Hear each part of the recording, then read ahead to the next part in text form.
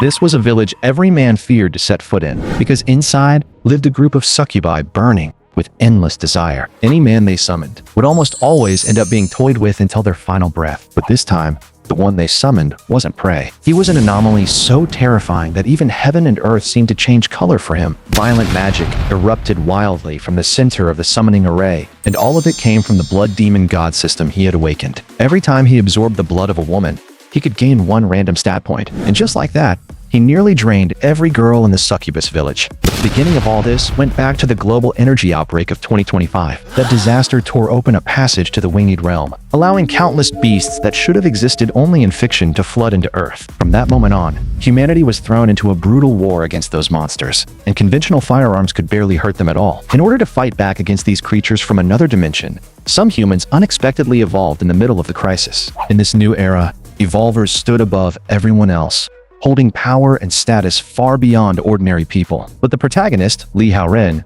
was nothing more than an utterly ordinary man. Worse still, because of the fallout from the beast invasion, he was diagnosed with a strange affliction, an incurable condition that could make him drop dead at any moment. But for the sake of his little sister, and to fulfill his mother's dying wish, he had to keep living no matter what. So he joined a subjugation squad, and their mission was simple: wipe out the monsters nesting nearby and eliminate the threat for good. Li Haoren was the only non-evolver on the entire team, and his main job was to carry the squad's supplies and make sure their resources stayed safe. After every battle, he also had to clean up the battlefield and collect any valuable materials from the beast's corpses. At first, the extermination went smoothly.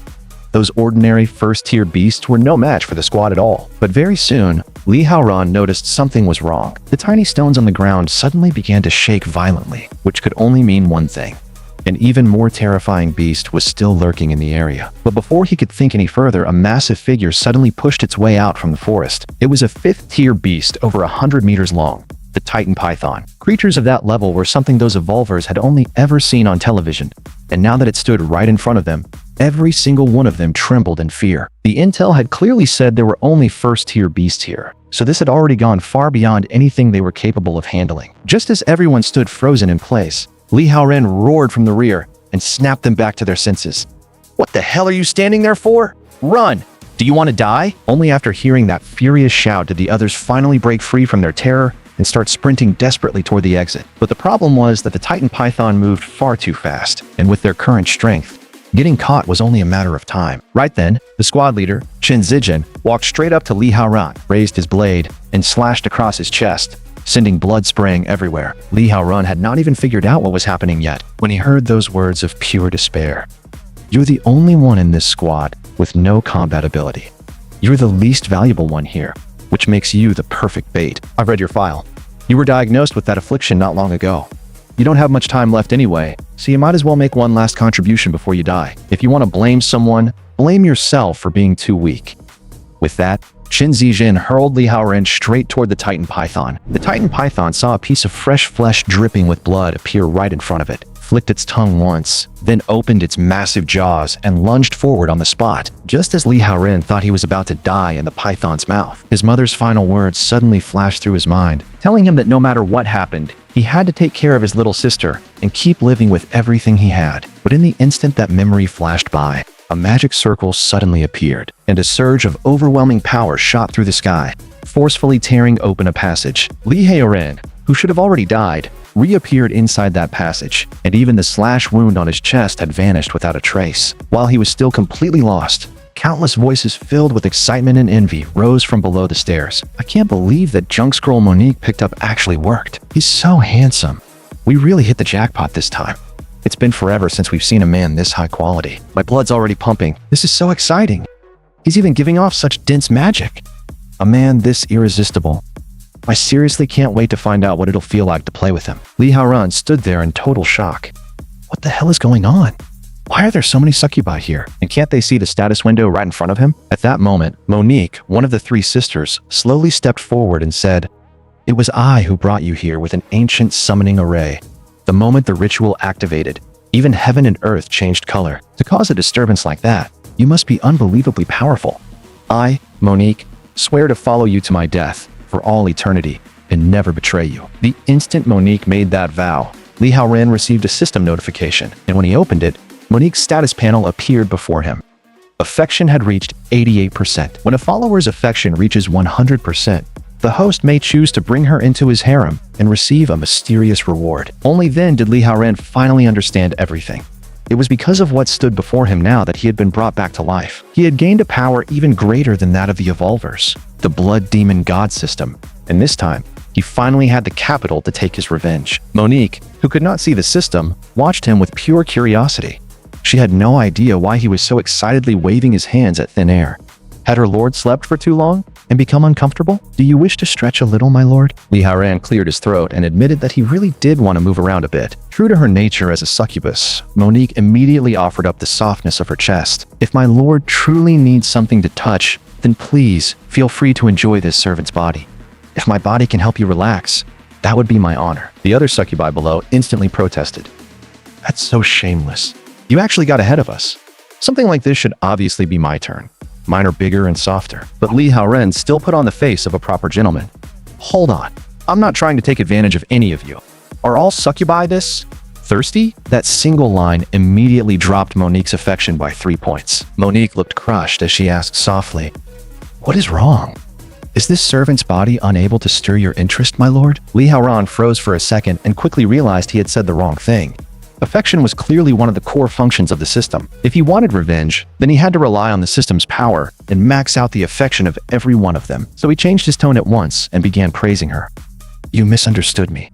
You're beautiful. All of you are beautiful, and you especially. I've never seen a woman as unique as you." Just 3 short lines were enough to pull Monique's affection right back up to 90%. But I was only just summoned here. My body still hasn't fully adjusted. Right now, I need energy. Monique nodded as if she half understood. Energy? If you are truly the Blood Clan's demon god, then the only thing that can replenish you should be blood. With that, Monique brushed back her long hair and revealed her pale, slender neck. Please, my lord, drink as much as you wish. If my blood can flow inside your body, then that would be the highest honor this servant could receive. But the instant Li Haoren saw that soft, exposed neck, a violent urge rose from deep within him. Something primal, something tied to a blood-born instinct. In the end, he could not suppress it any longer, and he lowered his head and bit down. That single bite instantly pushed Monique's affection up to 92%. At the same time, 2 new system notifications popped up. Not only had he awakened a new skill, blood fusion, but his strength stat had also increased. Monique's whole body trembled lightly, and her heart pounded with excitement. The feeling of having her blood mingle with the demon gods was simply intoxicating. Meanwhile, Li Haoren eagerly opened the panel and checked the details of his new skill. Blood fusion. As long as he absorbed the blood of a woman, he could gain a random stat increase, though each target could only trigger the effect once.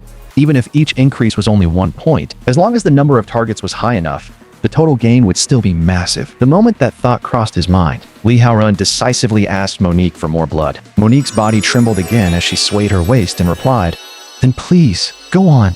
Take as much as you want, my lord. This servant will gladly offer it all." But Li Haoren shook his head. "I do not only want your blood. I need the blood of others too. The fresh blood of women. The more, the better." The succubi below immediately blushed at those words. "We get a turn too? What kind of new game is this? It sounds kind of thrilling." Looking at the impatient succubi before him, Li Haoren simply told them all to come at once. No one knew how much time had passed, but line after line of stat increase notifications began flooding the system. The succubi, whose blood had been taken, all turned weak and limp, their bodies overwhelmed by a rush so intense, it felt as though their souls had shared in a deep union with the demon god himself, as if they had been completely elevated by it. As for Li Haoren, he could only feel a steady stream of power pouring endlessly into his body. All I did was bite their necks. Why are their reactions this intense? Are succubi really built this sensitively? Before long, midnight arrived. Monique quietly pushed open the door to Li Haoren's room. "Lord Haoren, I'm here. There were too many people outside earlier, so you probably could not really let loose, right? Ever since you left that bite mark on me, I haven't been able to stop craving that thrilling feeling. Come on, my lord. Let us have a much deeper exchange this time. Now it's just the 2 of us, so you can finally do as you please. Tonight, please let me grow into a true succubus." With that, Monique sat down directly, but the thing beneath her felt far too hard, and suspicion instantly rose in her heart. Yet when Monique pulled back the blanket in one motion, she was shocked to discover that her demon god lord had slipped away at some point without her noticing. "Have you already found something more important than me, my lord?" Meanwhile, Li Haoren had already made his way to a graveyard overflowing with deathly yin energy. If he wanted revenge on Captain Chen Zijin, He had to raise his strength as fast as possible. Places like this usually hid undead-type beasts, and as long as he released enough magic, he could lure them out. Soon, strands of blood-tinged magic began drifting through the mountain forest, and before long, clusters of ghostly blue flames were drawn in. Who goes there? Who dares disturb our eternal sleep? Those clumps of blue ghost fire quickly took shape, transforming into the lowest first-tier beasts, the faceless wraiths. The moment they realized the one disturbing their rest was only a vampire, they all rushed forward at once to claim his life. Li Haoren might have only been level 1, but all 5 of his core attributes had already reached 50 points, so dealing with low-tier monsters like these was practically effortless. After killing one faceless wraith after another, the sound of experience gain notifications kept ringing inside his head without pause. It was not long before he unlocked a new skill, Crimson Flicker, which allowed him to perform 2 short-range dashes within 5 seconds. At the same time, Li Haoren had already climbed to level 8, gaining a total of 40 attribute points he could freely distribute. At the moment, strength, vitality, and agility gave him the greatest boost in combat. But since he had just unlocked a mobility-oriented skill, Li Haoren ultimately decided to invest all of those points into strength and vitality. But right then, the system suddenly detected danger. A second-tier beast standing 3 to 4 meters tall, the Slaughterer, had already raised its massive cleaver. Despite its enormous size, its movements were not sluggish in the slightest. Even so, the instant that huge blade came crashing down, Li Haoren had already leaped away and opened up several body lengths of distance, but he had barely landed when he sensed a heavy chain whipping toward him from the side. Luckily, Li Haoren reacted in time and shifted away again, barely dodging that brutal chain strike. But at the same time, the Slaughterer with the massive cleaver launched another sneak attack, and Li Haoren instantly activated Crimson Flicker, appearing right in front of it in a flash, before driving a brutal kick straight into the side of its head. But that kick failed to do any real damage. Worse, it almost left him wide open to be bound by the chain attack of the other Slaughterer. Fortunately, Li Haoren reacted fast enough and used Crimson Flicker again, barely retreating back to the ground in a rather messy state. That was close. The way those two monsters covered each other really was a pain to deal with. Still, during that exchange, he had managed to snatch a weapon off one of the Slaughterers, and with 80% of his attribute points already invested into strength, Li Haoren finally seized the chance and cleanly killed the first second-tier Slaughterer. At the same time, he unlocked a brand new skill, Blood Prison Burial. Only then did Li Haoren notice something strange. The beasts' names, which had originally been displayed in yellow, had now turned green. That meant the threat level posed by the remaining Slaughterer had already dropped significantly. So Li Haoren immediately activated his new skill, Blood Prison Burial, and a dense wave of bloody energy began churning wildly across the ground, before transforming into countless blood-red spikes that pierced straight through the Slaughterer''s body. After killing 2 second-tier beasts in a row, Li Haoren also unlocked a new title, Undead Slayer, which allowed him to deal an additional 5% damage to undead enemies. After farming monsters through the entire night, he had already reached level 11, though there was still a long way to go before he could catch up to Qin Zijin, who was already diamond rank. But right then, the system refreshed Li Haoren's daily mission. Before the next sunrise, he had to absorb the blood of at least one woman, and it had to be a completely new target. Otherwise, the system would directly deduct 5 attribute points from him. Only at that moment did Li Haoren fully realize that the Blood Demon God system still carried the traits of a vampire. The problem was that he had already drained every succubus in the village the day before. That left him with only one option now: place his hopes on the dead female ghosts. But after trying one of them, the system immediately popped up a warning. Target blood has decayed. Blood fusion cannot be triggered. At first, Li Haoren assumed that particular ghost had simply been dead for too long, so he tried the rest of the female ghosts one after another, but the result never changed. The system kept spamming the same message over and over again. Blood has decayed. That was when Li Haoren's head truly started pounding. He never should have drained every succubus yesterday. Damn it. He had been way too impatient. Women. He needed women right now. But where the hell was he supposed to find any? Meanwhile, the succubus Monique was lying on Li Haoren's bed, rubbing herself against the sheets in a daze. The lingering scent left behind on the bed made her feel as though she were curled up in her lord's arms. But just then, she suddenly froze, as if she had sensed the call of her demon god lord. Her lord had to need her right now. Meanwhile, on Li Haoren's side, a black Mercedes suddenly drove over. The 2 men inside had sensed that unusual wave of magic and traced it all the way here, believing it to be some incredibly rare beast specimen that could earn them a promotion and a raise if they brought it back to the company. But the man in the passenger seat was clearly worried, since they knew absolutely nothing about that beast. That earned him a look of utter disappointment from the female team leader in the back seat. Acting this timid is completely against our company spirit. Is this really how the group taught you to do things? Relax. I already know how to handle the reporting side of things. As long as I'm here, nothing's going to happen to either of you. After all, we definitely won't be the only ones who sense that strange magic. I have to make the first move before anyone else does. Just like that, the black Mercedes came to a stop right in front of Li Haoran. Li Haoran was a little stunned. Humans? Could there actually be a woman in that car? The exact thing he needed most right now? But the first two people to step out were men. One of them stared at him and said coldly, "That's the target." The magic fluctuation isn't especially strong though. Probably only around second tier. Li Haoran's face instantly fell. So, they were men. And judging from the way they came at him, they were clearly here to hunt him down. But then, Li Suer stepped out of the car as well. She gave Li Haoran a brief glance and said indifferently, "Judging by the way he's dressed, he should be some kind of blood-type beast. Rare, sure, but he's only second tier. Not even worth me making a move myself. You two, hurry up and deal with him. Stuff him in the trunk, and we leave." The moment Li Haoran saw Li Suer, his heart started pounding. A woman. A real woman. But of all people, she had to be a gold-rank evolver. With his current strength, there was no way he could possibly beat her. The bright red danger indicator above her head was proof enough. Forget her. Even the two subordinates beside her were already more than he could handle easily. He absolutely could not just sit there and wait to die. With that thought, Li Haoran instantly activated Crimson Flicker and disappeared from sight. When he reappeared, he was already right behind Li Suer. He wrapped both arms tightly around her slender waist, and in the chaos, his hands accidentally brushed against a very sensitive part of her body. Li Suer's face instantly burned red, and panic flashed through her mind. He touched there? What do I do? I've never dealt with something like this before. The two men immediately exploded with rage, veins bulging on their foreheads. "Bastard! Get your hands off our captain!" But at that moment, Li Haoran had already revealed his fangs and sank them in with one bite into Li Suer's pale, delicate neck. The next second, a system prompt rang out in his head. Daily mission completed. Attributes increased. Strength +1. Right after that, a violent burst of energy erupted from Li Suer's body and blew Li Haoran away on the spot. But Li Haoran sharply noticed that the indicator above Li Suer's head had already changed to 30% affection. Even so, she still forced an expression of disgust onto her face. "You bastard. First you touched my body, and now you even left bite marks on my neck. The only way I'll calm down is by turning you into an ice sculpture." Li Haoran only laughed. "What a classic, Tsundere.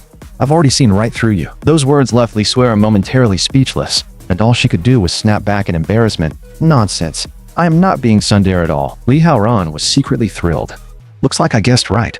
As long as she doesn't truly want me dead, then I still have a chance to get out of this." But just then, a card suddenly tore through the air and shot toward them. Yet Li Suer, a lower gold rank fighter, intercepted it effortlessly halfway. Sneaking in an attack from the shadows? What kind of cowardly trick is that? Get out here already. A tall man and a short man slowly stepped out from the forest. One of them smiled and said, "No need to be so hostile, beautiful. I don't mean any harm. I just saw that you were taking your sweet time, so I thought I'd lend a hand. Since you don't seem interested in killing him, why not hand him over to our elite center instead?" Seeing two more gold rank fighters appear, Li Haoran frowned inwardly. Why is everyone coming after me? Fortunately, Li Suer did not give them any face. So it's people from the elite center. Stop dreaming. This prey was claimed by Red City first. Seeing that, Li Haoran suddenly came up with an idea. That's right. Only a woman as beautiful, noble, and cold as you is worthy of having me. As for those two, they don't deserve it. That line of praise instantly pushed Li Suer's affection up to 40%. Her voice turned even colder. In short, Red City is taking him. Anyone who wants to touch him can get past me first. Li Haoran immediately added fuel to the fire from the side. Amazing. Seriously amazing. Just from your presence alone, those two already lost to you. And your two handsome subordinates look pretty impressive too. Surely they're not going to lose to those two sneaky creeps over there, right? Seeing that negotiations had completely broken down, the man in the red hat immediately signaled for the green-haired lower gold rank fighter beside him to make a move. The green-haired man acted at once, flinging 3 cards infused with magic straight at the group. But those cards had barely flown any distance before Li Suer blocked every single one of them. She simply lifted one finger and murmured softly, "Blizzard." In the next instant, countless snowflakes roared forth and swept straight toward the two men from the elite center. The weaker green-haired man could not even keep his eyes open under the assault. The red-hatted man only smiled lightly. "Using a blizzard to limit our movement and create a favorable battlefield for yourself. Smart. Very smart. Zhengji, looks like you've run into a pretty strong opponent this time." Li Suer quickly saw through what was happening and was secretly startled. This guy really is not simple. Her icy blood had not even truly reached him before it was already melting away. But judging from the way he talked, he did not seem to have any intention of joining the fight at all. What? Was he looking down on her? With that thought in mind, Lee Swear immediately ordered her 2 bronze-rank subordinates not to interfere.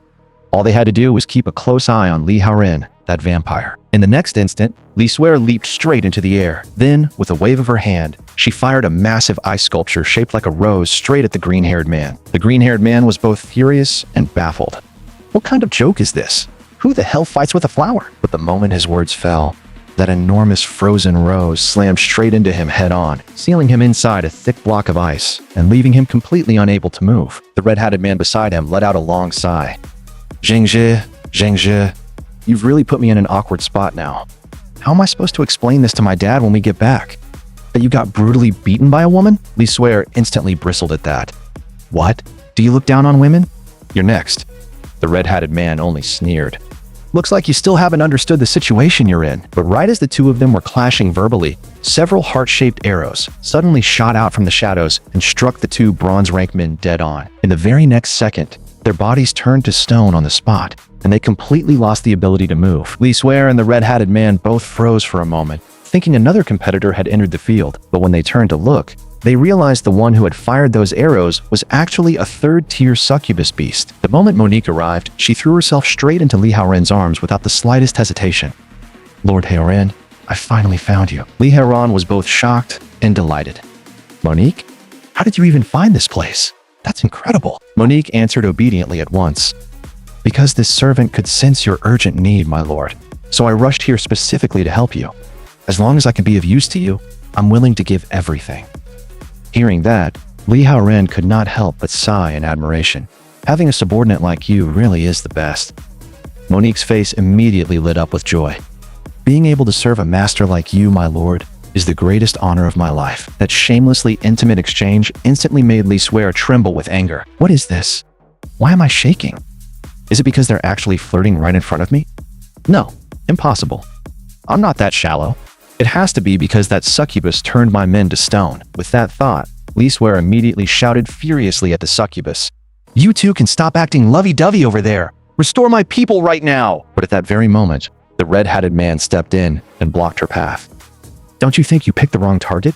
You hit my people, and now you think you can just walk away? It doesn't work like that. The moment he finished speaking, the red-hatted man blasted a palm strike straight at Lee Swear. With the power of an upper gold-rank fighter, that one strike sent Lee Swear flying dozens of meters away. The sight made Lee Haoren's heart tighten. If even lower gold-rank Lee Swear could not take a single palm strike from him, then he and Monique stood even less of a chance. At that moment, the system displayed another prompt. Once a follower's affection reaches 100%, a mysterious reward can be unlocked. If he wanted even the slimmest chance of surviving this, then he would have to gamble everything on it. The red-hatted man began walking toward the two of them, one step at a time, and the greed on his face was impossible to hide. He had originally come here only for that rare blood-type beast, but never expected to get a succubus as a bonus. If he brought both of them back, his father would probably look at him in a whole new light. Monique could not stand hearing that any longer, and immediately launched a barrage of red star blades at the red-hatted man. But those blade-like projectiles could not even break through his defense. After just a few quick steps, he had already closed the distance and appeared right in front of Monique. Fortunately, at the critical moment, Lee Haoren suddenly appeared, grabbed Monique into his arms, and activated Crimson Flicker at the same time, causing the red-hatted man's attack to miss completely. The red-hatted man's expression instantly changed. He disappeared? How is that possible?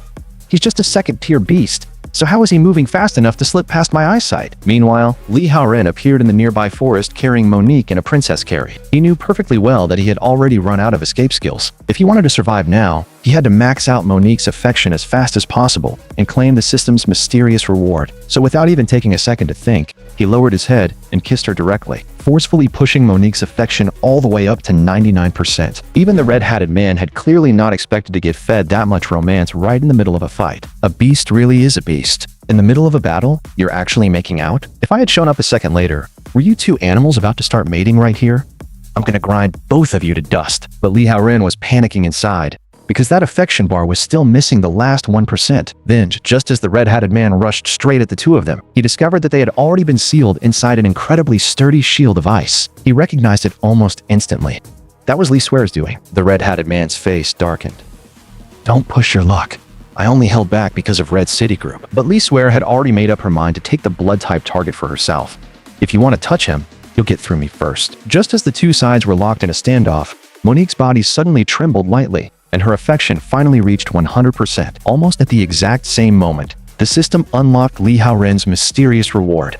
Unmatched combat power for 10 minutes, with only a single use. Very soon, cracks began spreading across the ice barrier that had looked completely unbreakable just moments earlier. A few seconds later, an overwhelmingly terrifying aura shot straight into the sky, filling everything within 100 miles with the thick scent of blood. And when the endless red light finally faded, everyone saw that Li Haoren's power had surged dozens of times over, and even his hair had grown all the way to his waist. Then he spoke coldly. Didn't you say you were going to crush my bones and scatter my ashes? Go ahead, make your move. By then, the red-hatted man was already drenched in cold sweat. Wasn't he only second tier? How the hell did his magic suddenly become this terrifying? Seeing that the other man still did not dare to act, Li Haoren slowly raised one hand and directly activated Demon's Hand. In the very next second, an invisible force yanked the red-hatted man over by force. At that moment, the bright red name above the man's head had already turned green. The color that meant no real threat remained. He completely lost his nerve. Don't kill me. I know I was wrong. Please, spare me. Li Haoren only looked at him with cold indifference. That's not how you were talking to me a moment ago. Coughing up mouthfuls of blood, the red-hatted man begged in terror. I failed to recognize greatness when I saw it. I was stupid. Please forgive me. But that scene instantly brought Qin Zizhen back to Li Haoren's mind. Back then, he had also been lifted up like this, treated like disposable trash that could be thrown away at any time. If I remember right, that man was also a registered evolver under your elite center, wasn't he? That alone makes it very hard for me to forgive you. With that, Li Haoren violently flung the red-hatted man outward, then followed up with a single devastating punch to his body. The terrifying impact exploded on contact, sending the red-hatted man crashing straight through the massive block of ice that had sealed up his companion. No one had expected that just one punch would be enough to leave an upper gold rank evolver completely unable to move. That horrifying display of strength left Li Swear utterly stunned. Was this really the same little vampire who had bitten her just moments ago? Had he actually been holding back against her the whole time? Meanwhile, the succubus Monique was still trembling lightly, her eyes filled with worship and infatuation, as expected of the master she had chosen. At the same time, Zheng Zhe, who had been frozen inside the ice, finally shattered the remaining frost and forced his way out. I was only sealed because I got careless for a second, but it's fine.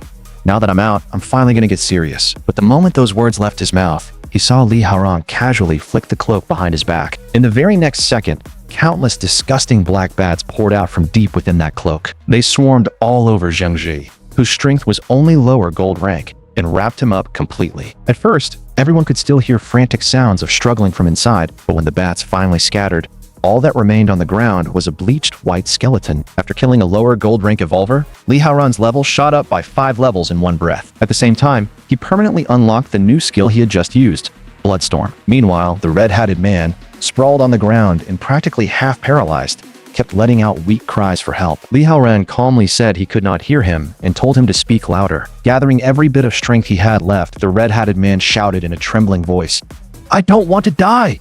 Please save me! My father is the president of the elite center! If you let me go home, I'll give you anything you want. Li Haoren slowly raised a hand. You want to go home that badly? Fine. I'll help you out. In the next second, the red-hatted man's body floated up into the air. Thinking he had actually been saved, he immediately blurted out, You're such a good person. I'll definitely repay you properly. Li Haoren only gave him a cold smile.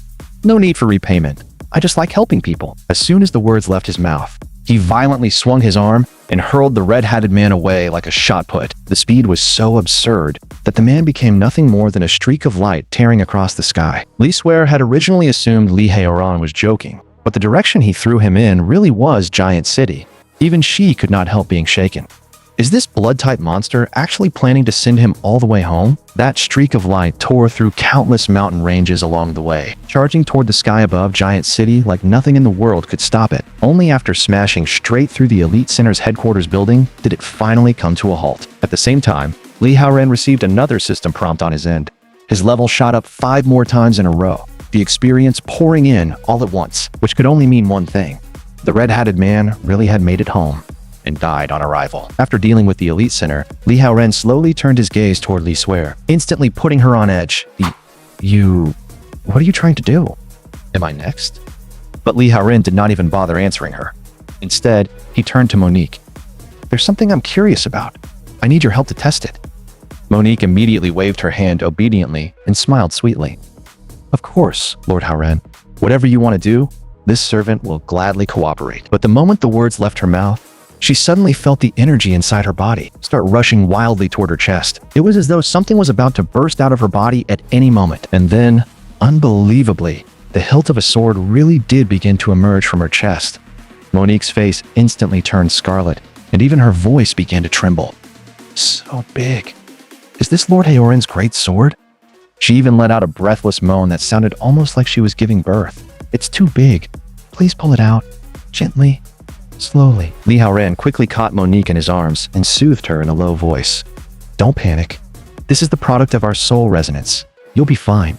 Just endure it for a little longer. Very soon, the entire sword was completely drawn out. Its name was Bloodblade Bradiso, a special piece of equipment produced from the body of a third-tier beast. The sight left Li Suer completely dumbfounded. A weapon had really been pulled out from someone's chest? Blushing, she could not help asking, with your strength, you probably don't even need that sword to deal with me, right? Don't tell me. You brought out that blade specifically to finish me off? Li Haoren only replied that she was overthinking things, then casually swung the blood blade forward. A violent gust of blade force exploded outward and shredded every piece of clothing on Li Suer's body. In the end, the only thing left hanging on her was a layer of sheer black stockings. Li Suer instantly burned with humiliation and rage. That's low. If you want to kill me, then kill me. But why destroy my clothes? Li Haoren simply told her to stop talking nonsense. That was only a little warm-up. If you don't want to end up like the others, then come with me to the woods. I've got something to take care of. Not long after, the two of them arrived deep within a thick stretch of forest. Li Suer's face was already red as she nervously glanced around, her thoughts in total chaos. He really brought me out here alone, into the woods, just the two of us. What exactly is he trying to do? Wait, maybe I get it now. He clearly held back against me earlier, and even now, he still hasn't killed me. There's only one explanation left. He's definitely taken a liking to me. He wants my body. Sure, he's a blood-type beast, but aside from his demonic aura being heavier, his looks and body structure are practically no different from a human's. And by ordinary standards, he's actually pretty handsome, isn't he? At the rate this is going, is he seriously planning to force himself on me? But just as Li Suer finished imagining that whole scene in her head, Li Haoren suddenly slammed one hand against the tree beside her in a clean kabedon. Her heart nearly leaped out of her chest. Is this it? Is my first time really going to be taken by this blood-type beast? This is completely against all reason. But in the next second, Li Haoren only leaned in close and said in an extremely gentle voice, "Repeat after me. I, Li Suer, swear to follow you to the death for all eternity and never betray you." With him standing that close, her heart was pounding so violently, it was almost out of control. Flustered and embarrassed, she could only ask, what kind of game is this now? Roleplay? Li Haoren did not even bother explaining. He only said coldly, I spared your life, not so you could ask questions. Just do exactly as I say. Li Suer was clearly full of frustration, but in the end she could only obediently repeat the entire oath word for word. The moment a crisp chime rang out, Li Haoren officially gained his second follower. Name, Li Suer. Race, human. Age, 24. Evolution rank, lower gold. After reading the information on the panel, Li Haoren stepped forward again. You did well. I'm satisfied. Li Suer's breathing immediately grew uneven. He's too close. Is he about to kiss me? Is my first kiss really about to be taken too? But to her surprise, Li Haoren suddenly stepped back instead and said flatly, That's enough. Your reward ends here. The petrification on your two subordinates should wear off by itself after a while. Yet for some reason, a trace of disappointment rose in Li Suer's heart. That's it? Then what about the rest? Li Haoren then warned her seriously. What happened here stays with you. Do not tell anyone about me. Understood? With that, he turned as though preparing to leave. All right. I don't have time to waste on you anymore. But right then, Li Suer suddenly called out to stop him. Well, wait! Li Haoren turned back, slightly puzzled. What? Don't tell me you're still not satisfied? Blushing, Li Suer answered in a low voice. When my teammates wake up, if they see me looking like this, it's going to be really awkward. Can you do something about it? But the moment those words left her mouth, a piece of clothing was draped over her shoulders. The warmth and lingering scent left on it instantly stirred an inexplicably intimate feeling inside Li Suer, and because of that, her affection jumped all the way to 60%. Before long, night arrived. Li Haoren opened up the system panel and began admiring all the stat points and skills he had gained that day. But just then, the system suddenly presented him with qualification to enter the Blood Prison Arena. The problem was that the arena provided no experience points, and no matter whether he won or lost, any injuries suffered inside would not be healed. From a rational standpoint, the safest choice would obviously have been to wait until his level was higher before taking on that challenge. But the slow, grinding pace of ordinary leveling had already become unbearable for Li Haoren. After thinking it over again and again, he finally chose to open the Blood Prison Arena anyway. Fortune favored the bold, and at this point, he no longer cared about playing it safe. In the next second, he stepped straight into the portal and passed through that warped curtain of light. When he stabilized himself on the other side, he realized that his Blood Clan outfit had been fully restored. At the same time, the system displayed another message. Welcome to the preparation chamber. Please choose one weapon for your upcoming battle. Every weapon here comes with additional attributes, and no matter which one you choose, it will grant a significant boost to your combat ability. The problem was that Li Haoren had never truly specialized in any weapon, so he had no idea what he was supposed to pick. But just as he was feeling troubled, his eyes landed on a cucumber with absolutely no stat bonus whatsoever. Additional effect? When used to repeatedly jab an enemy, it causes a brief convulsive effect. Li Haoren barely thought about it before decisively choosing that cucumber, which somehow matched his vibe far too well as his weapon. After that weapon selection, 3 enhancement options appeared on the system panel. Armor Breaker, which lowered enemy defense, a potion that restored health, and Equipment Forging, which granted a random piece of gear. Thinking back on all his past gaming experience, Li Haoren ultimately chose the most cost-effective option of the 3, Armor Breaker. Then, after a brief sensation of weightlessness, he was officially teleported into the interior of the arena. Looking around, he saw spectators packed tightly around the center of the arena from every direction, making the whole place look exactly like an ancient Roman Colosseum. As the challenger officially entered the field, a young woman appeared at the center of the arena as well. She was Sally the Imp, the resident gold-tier commentator of the Blood Prison Arena. Under her fiery, hype-filled introduction, the first-floor defender slowly stepped onto the stage, a creature from the Dark Night Forest that symbolized death and ill omen itself. The moment Li Haoren saw the woman, he froze for a second. "What is wrong with you? Why are you crying non-stop?" The Banshee of Mourning clasped her hands together and cried out with devout sorrow, "I am the woman who connects to hell, the one who foresees death. Wherever the aura of death gathers, I appear to weep for the one who is about to die. And on you, I see endless death. That is why I cry for you." Li Haoren quickly noticed that there was no color above her head to indicate her threat level. Maybe the arena was restricting part of the system's detection function, but it did not matter. At this point, he trusted his own battle instincts more anyway. In the next second, Li Haoren waved a hand and released a swarm of disgusting blood-red bats. But those bats could not harm the Banshee at all. With only a few casual slashes of her claws, she shredded every one of them into ash, and they scattered into nothingness in an instant. Then, her figure suddenly vanished from the spot, and when she reappeared, she was already standing silently behind Li Haoren. But Li Haoren had not failed to notice her movement. He had deliberately let her come close, planning to lock her down with that long-ridged cucumber of his. Yet just as the cucumber was about to smack into her face, the Banshee suddenly lashed out with a front kick. With a sharp thud, the ridged cucumber was kicked flying on the spot. Fortunately, Li Haoren seized that opening and grabbed her ankle in return, forcing her into an incredibly awkward full-split pose right there. Then, taking advantage of the moment, Li Haoren slammed her straight onto the ground. With a grin tugging at his lips, he mocked her. "Didn't expect you to lose your cool the moment you saw my weapon. Give up already. Almost all my stats are stacked into strength. There's no way you're breaking free." But right then, the Banshee suddenly let out a loud, piercing wail. Those waves of shrill sound blasted Li Haoren clear off his feet in an instant. It turned out that this was the Banshee's proudest killing move: howling alpha. Anyone who heard her cry would have the fear of death buried deep in their heart, dragged to the surface bit by bit, their minds slowly broken down until all will to fight was gone. And in the end, they would be pulled into the abyss of death itself. Sure enough, Li Haoren was quickly dragged into an illusion. Inside that illusion, he saw his mother, who had long since died. She reached out a hand toward him, as if to guide him into eternal bliss with her. But in that moment, despite not having especially high mental resistance, Li Haoren's mind became clearer than it had ever been. Death was nothing unfamiliar to him anymore.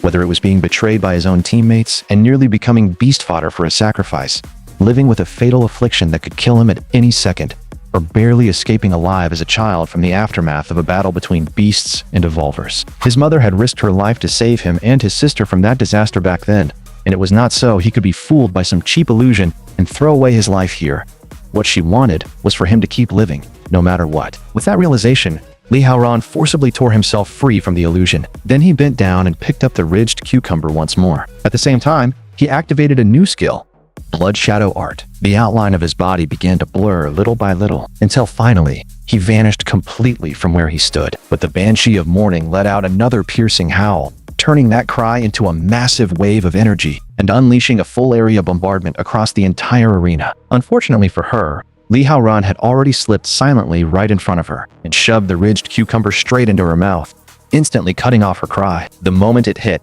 the Banshee's whole body jerked violently, and Armor Breaker finally took effect as well. In the very next second, Li Haoran yanked the cucumber back out of her mouth, dragging out an absurdly long trail behind it. Then he launched into a high-speed chain of thrusts packed with brutal vibrating force, stabbing nearly every key point across the Banshee's body. The Banshee's face crumpled in utter despair.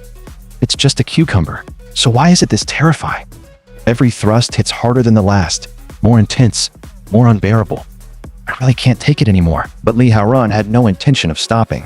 If anything, he only intensified the assault. That's all you've got? My combo is nowhere near finished yet. Under wave after wave of violent strikes, the Banshee's body began convulsing uncontrollably. At the same time, she felt something surging straight through her entire body, leaving her more and more overwhelmed. No, I can't control myself anymore.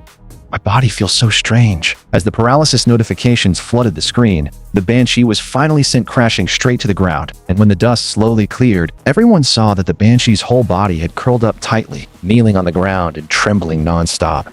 Even though Li Haoran had already stopped attacking, violent aftershocks still lingered through her body.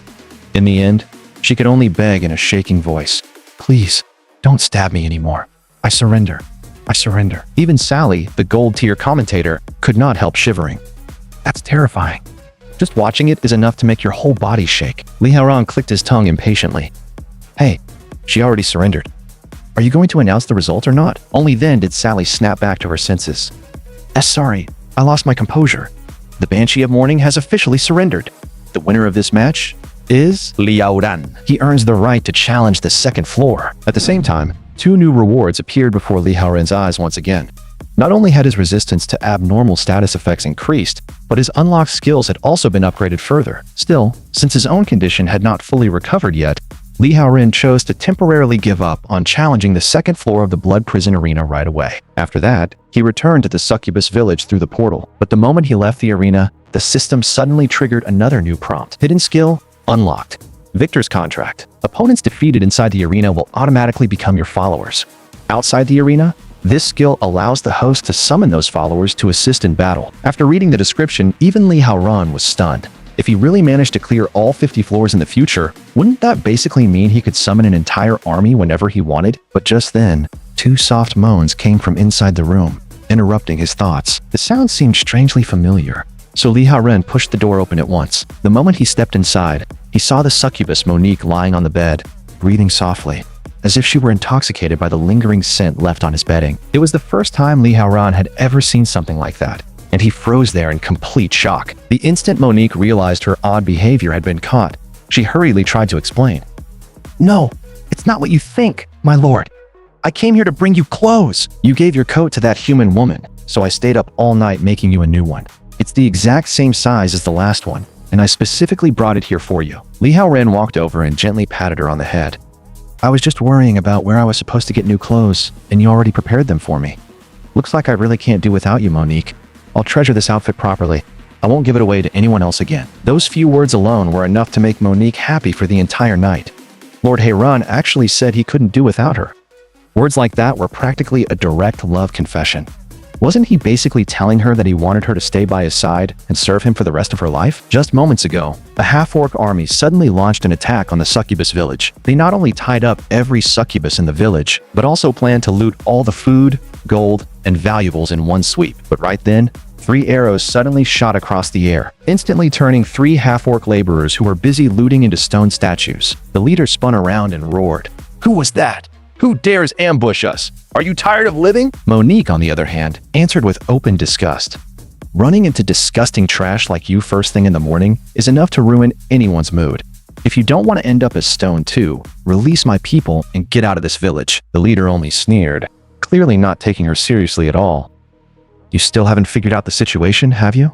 And you think you're in any position to threaten me? At the same time, the other half-orc laborers raised their hoes and charged forward like madmen, but at the very last second, countless blood-red spikes burst up from the ground and slaughtered every one of them on the spot. The moment she saw the demon god lord finally make his move, Monique let out a breath of relief. Li Haoren stepped forward and gently reassured her. It's fine. Leave the rest to me. Seeing that, the half-orc centurion frowned in confusion. A blood-type creature working together with Succubi? This has nothing to do with you. I'd advise you not to play hero. Li Haoren's gaze instantly turned cold. Their blood runs through me, and you dare say this has nothing to do with me? You've already crossed the line. By now, it's too late for regret. As soon as he finished speaking, Li Haoren activated Victor's contract and summoned the Banshee of Mourning, Hilda, whom he had only just subjugated the previous night. The sight of the demon god lord's new summon left Monique wide-eyed with shock. Amazing. Even his summon carries such terrifying magic. But the half-orc centurion had an entire 100-man force behind him, so he did not take the Banshee seriously at all. What he did not know was that the moment Hilda appeared, she immediately unleashed the killing move she was proudest of. Howling. Alpha. That shrill and miserable cry instantly threw every half-orc's mind into chaos. Countless thoughts of self-destruction flooded their heads, and the weaker-minded half-orcs could not withstand it at all, breaking down and killing themselves on the spot. In the entire battlefield, only the half-orc centurion, who had reached third-tier strength, managed to endure it by force. Gritting his teeth, he roared, "I am a half-orc centurion. I carry the honor of the entire half-orc race on my shoulders." But before the last word had even faded, a sudden kick slammed into him out of nowhere. Li Haoren sneered it coldly. Murder, arson, and plunder. That's your idea of honor? Then your honor is laughably cheap. What I carry on my shoulders is the hope of this entire succubus village. After finishing that flurry of movements, Li Haoren followed up by activating Bloodstorm and summoning countless black bats. Those bats swarmed over the half-orc centurion and tore into his flesh. But even with that, his hide was so thick and tough that breaking through his defenses completely was still not easy. So at that moment, both Hilda the Banshee and Monique unleashed their own finishing moves at the same time. Under the relentless bombardment of 3 powerful attacks in succession, even a third-tier half-orc monster like the Centurion could not hold out any longer and finally collapsed on the spot. Li Haoren understood one thing perfectly well. Showing mercy to an enemy was the same as being cruel to himself. So without the slightest hesitation, he directly activated Blood Prison Burial. As blood-colored spikes pierced down through the air, the half-orc centurion's final trace of life was completely extinguished. After wiping out that entire wave of half-orcs, Li Haoren's level rose several more times in rapid succession. After everything settled down, Monique personally checked the entire village and confirmed that there had not been any major losses. The companions who had been tied up only suffered light injuries and were otherwise fine. Because of that, the Succubi in the village naturally became even more favorable toward Li Haoren. At that moment, Li Haoren suddenly praised the Banshee. Hilda. Hilda, that was the first time I officially summoned you. You performed well. Thanks to your cry, those half-orcs completely lost their ability to resist. The moment Hilda heard herself being praised, a faint blush spread across her face. Being able to serve you is this subordinate's greatest honor. As long as it is your command, I will do everything in my power to carry it out. That was when Li Haoren remembered the system's daily blood-drinking task again, so he ordered Hilda to follow him into the woods. But the moment the two of them stepped into the forest, Li Haoren suddenly lowered his head and bit down on Hilda's neck. Hilda was instantly thrown into confusion and embarrassment, her voice trembling. You already tormented me with that cucumber last night, so why are you biting my neck now? The mission you mentioned, was it really just to satisfy this sort of special fetish? It hurts a little, but if this is your command, then I'll endure it to the end. After finishing the blood-drinking task, Li Haoren casually wiped the trace of blood from the corner of his mouth and said flatly, "This isn't some special fetish. As a blood-type being, I need to drink the blood of women every day to maintain my vitality. It's important for me." But halfway through speaking, he suddenly realized that Hilda's condition seemed a little off. At first, Li Haoren thought he might have drained too much from her.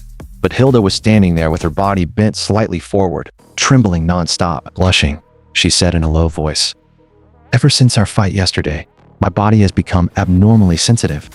The moment I see you, my mind starts replaying the scene of you defeating me in the arena. And just now, when you bit me so intimately again, my body started feeling even stranger, as if it might start convulsing all over again at any moment. Meanwhile, after Li Haoren repelled the invading half-orc army and saved the entire succubus village, Monique had been thinking non-stop about how she could properly repay him.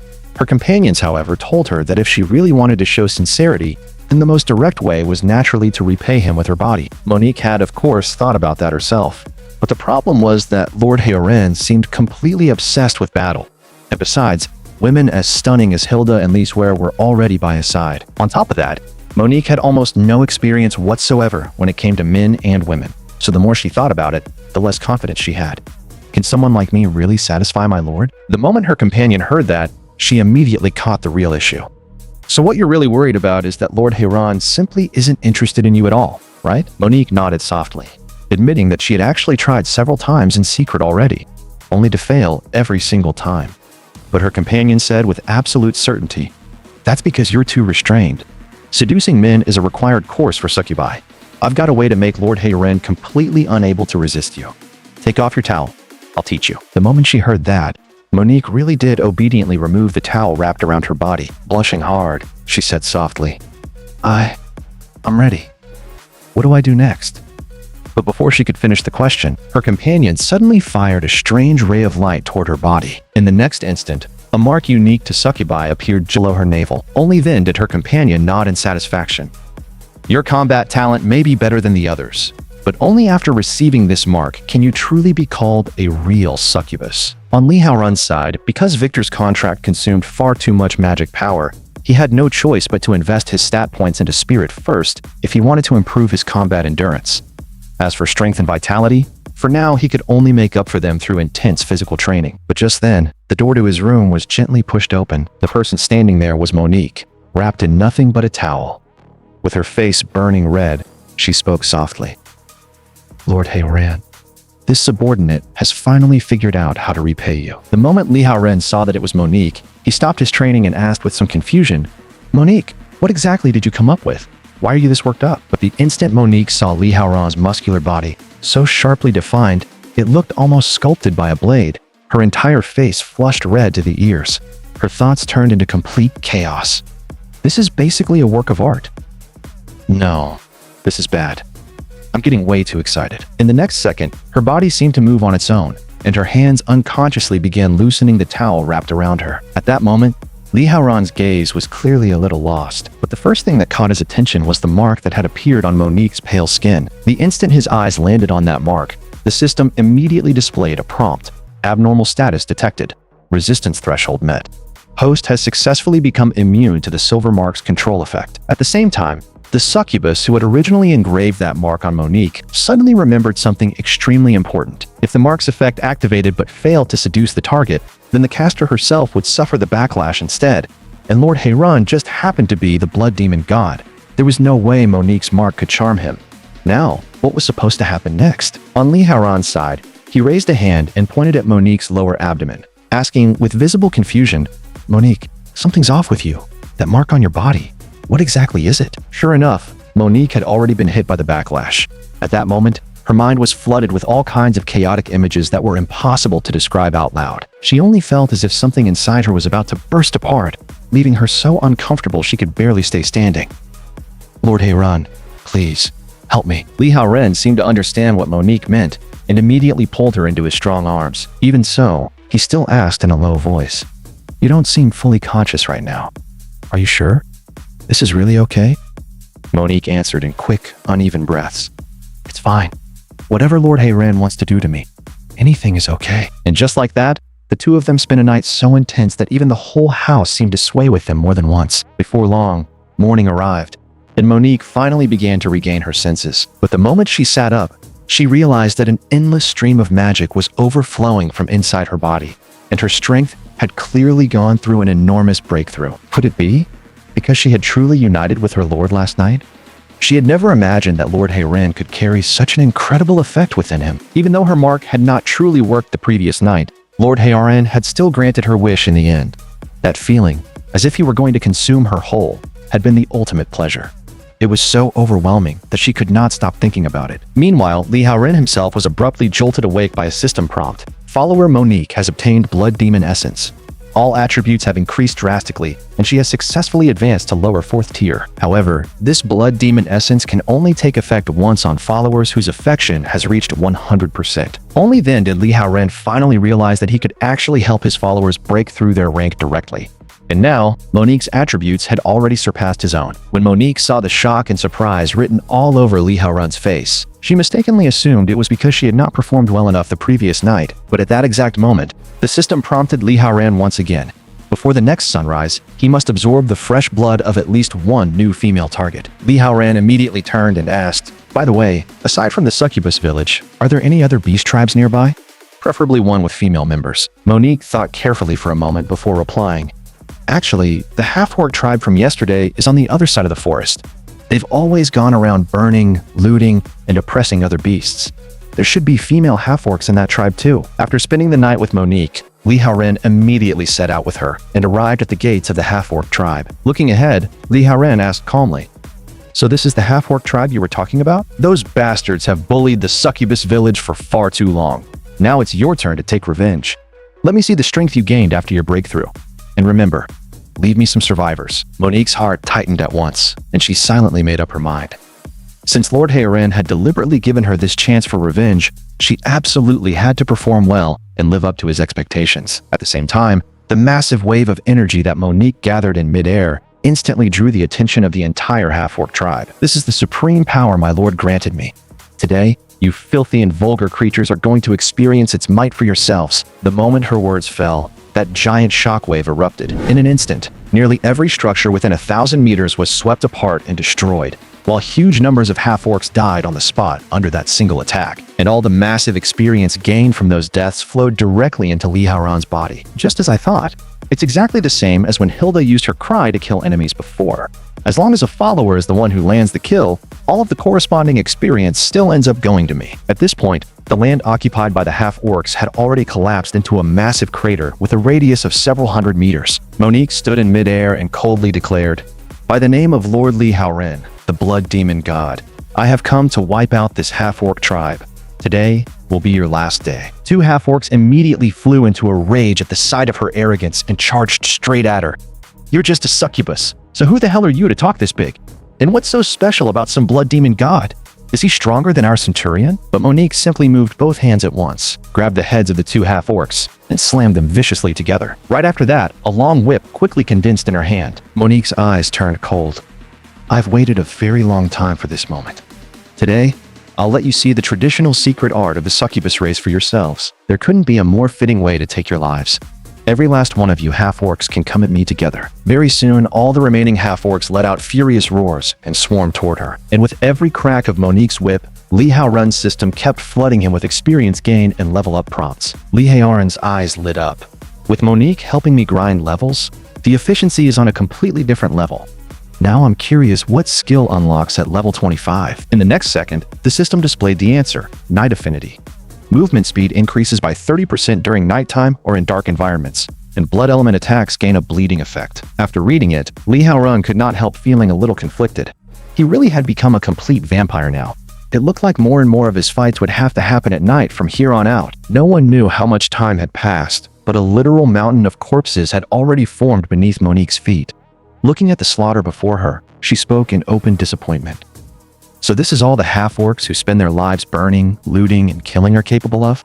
What a letdown." The remaining female half-orcs were instantly enraged and roared back, "Bitch, don't get so full of yourself. I'll teach you a lesson right now." But the moment those words left her mouth, Li Haorun activated Crimson Flicker and appeared directly behind that female half-orc. Slowly, he bared his sharp vampire fangs and bit straight into the woman's neck. At the same time, the system immediately notified him.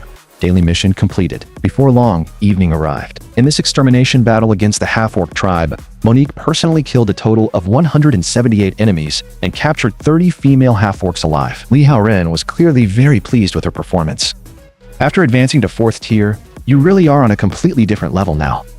Monique lightly brushed back her hair and answered shyly, "Not at all.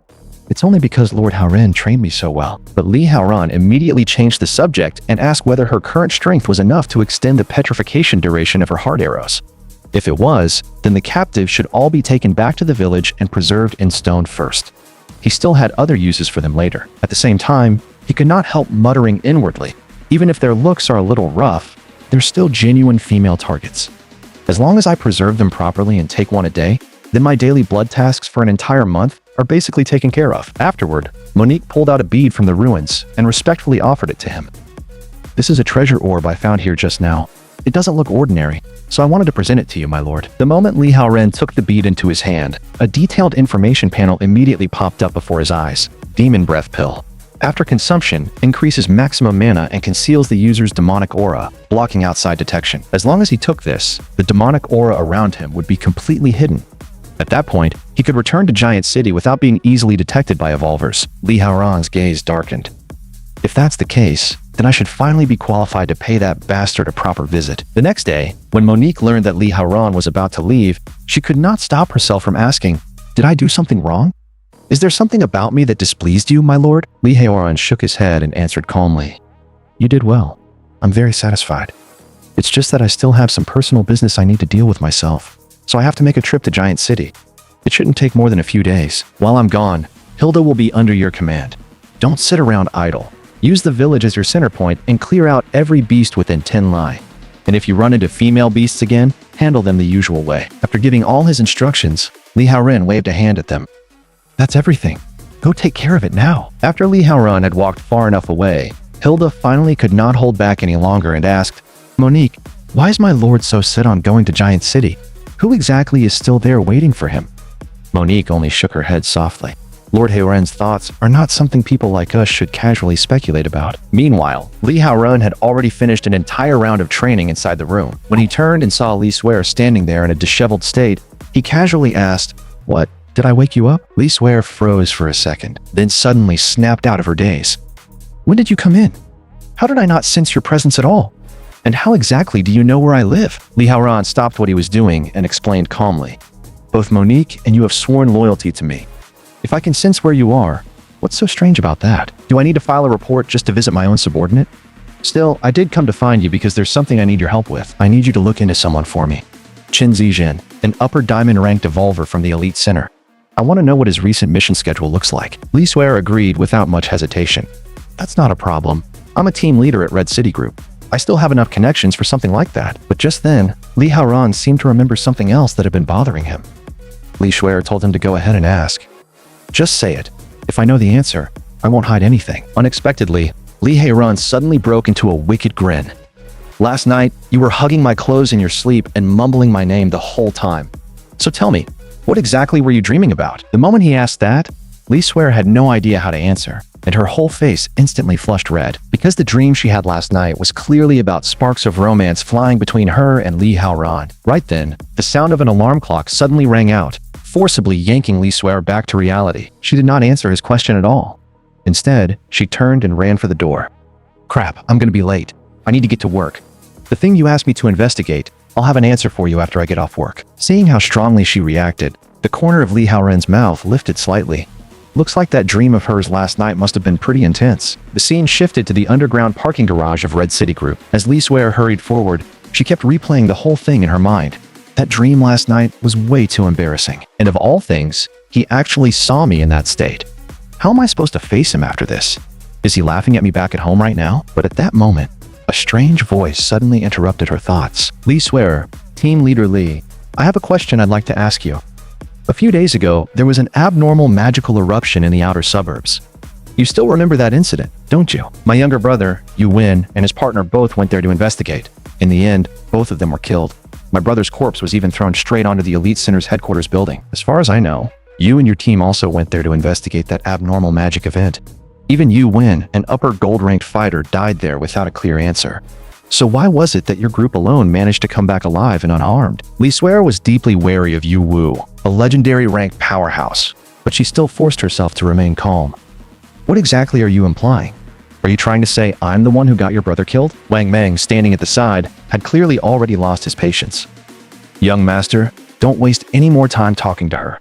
Without a beating, she's not going to tell the truth." The moment he finished speaking, Wang Meng, who possessed upper gold-ranked strength, released flames all over his body and charged straight at Li Swear. But just as he threw out an explosive flame fist, Li Swear, despite only being lower gold-ranked, forcibly blocked the attack with a wall of ice. So this is how the Elite Center always does things?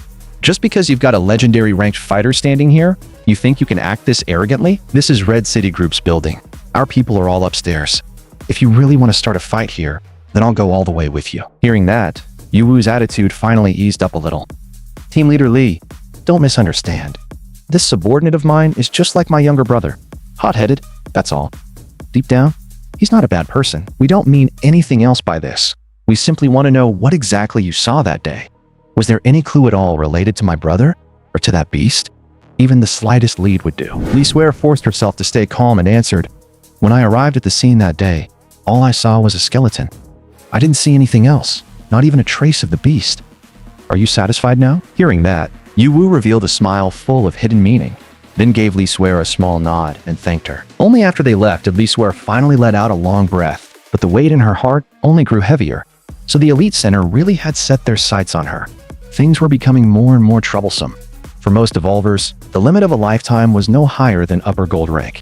Anyone who could break past gold and reach star diamond rank was already considered a once-in-a-generation genius, and legendary rank stood even above star diamond. It was the level of a true genius among geniuses. Yuwu looked refined and polite on the surface, but beneath that smile he was full of knives. He was terrifyingly dangerous. I have to warn him as soon as possible. At the same time, Yuwu suddenly bent over against a pillar and started retching, leaving Wang Men completely flustered. It turned out Yuwu was only suffering from a sudden obsessive-compulsive episode. I've been forcing myself to endure it this whole time. Lee Swear's hairstyle is uneven on the left and right. It's been driving me crazy. Didn't Lee Swear bring 2 teammates with her that day? Drag those 2 in and question them properly. If even the slightest detail in their statements doesn't match, then all 3 of them can go down and keep my brother company. Meanwhile, after Lee Swear left for work, Li Haoren remained inside the house, quietly waiting for experience points to keep rolling in. Before he knew it, he had already reached level 27. At the same time, he had gained a brand new title, Battlefield Commander. As long as he equipped that title, all followers would gain a 10% boost to their attributes, making it far better than the previous Undead Slayer title. It was then that Lee Swear returned home dragging a suitcase behind her. I found out everything you asked about. Chen Zizhen will lead an 8-man squad out of the city at 10 o'clock tonight to carry out a mission. Every single member of that squad is diamond rank. The mission details, the squad roster, their skills and techniques, even their home addresses and phone numbers. Everything I could dig up is in here. My abilities are limited, so this is all the intel I could get. Li Haoran stared at the list in astonishment. This can't be called all I could get. You practically handed me their whole family registry, as expected of you. You really saved me this time. Hearing that, Li Swear instinctively bit her finger, but still answered awkwardly. It's nothing. I was just helping a little. Even if you praise me like that, I'm not going to be happy about it. But the truth was that the affection above her head had already quietly risen to 69%. Li Haoren naturally knew she was being tsundere again. But more than that, he was curious about what was inside the suitcase. Li Swear told him it was all gifts for him.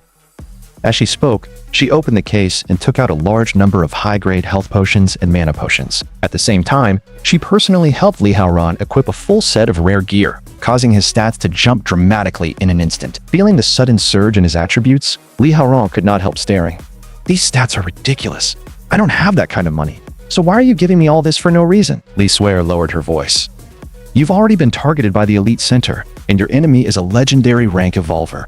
I just hoped that when you run into trouble, these potions and pieces of gear might help you, even if only a little. Hearing those words, something in Li Haoran tightened, and in the next instant he lunged toward Li Swear, lowered his head, and gave her a hot, forceful kiss. The moment that kiss landed, Li Swear's affection shot all the way up to 83%. A few moments later, she finally came back to her senses and froze in place.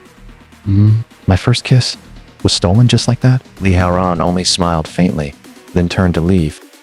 I'll accept your feelings, but right now, there's something even more important I need to do. After stepping outside, Li Haoran hid the visual effects of his equipment and prepared to go secretly see his younger sister, Xiao Yu. The scene then shifted to First High School of Giant City. At that moment, Li Haoran's younger sister, Xiao Yu, was quietly studying in her classroom during evening study hall. Meanwhile, Li Haoran activated Blood Shadow Art and stood silently outside the classroom door, watching her with a heart full of tangled emotion.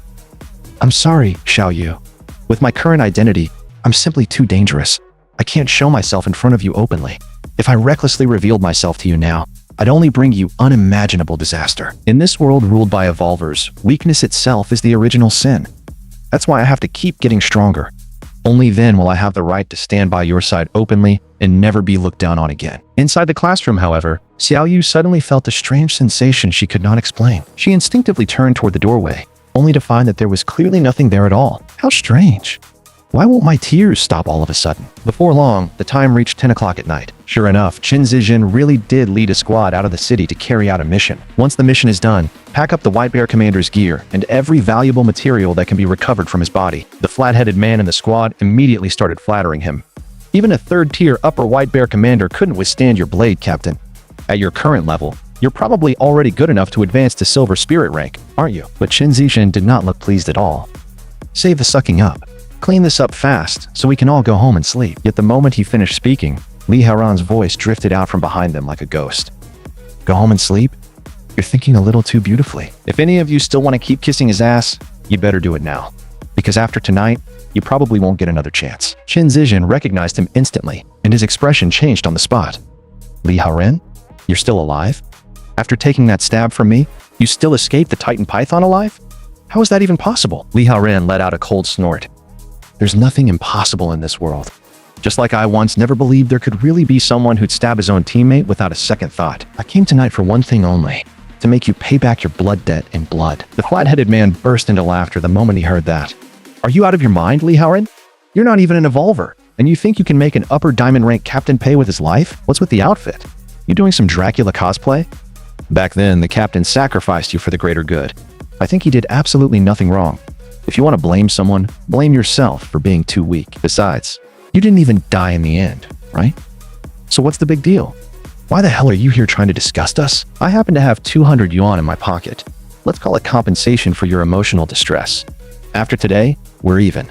Don't push your luck when you're already being given face. But before he could finish talking, a massive sword had already swept across. With a single crack, his head flew straight into the air, and blood sprayed wildly from the severed neck. At that moment, Li Haoran's aura rose even further, and his voice turned ice cold. I don't want money.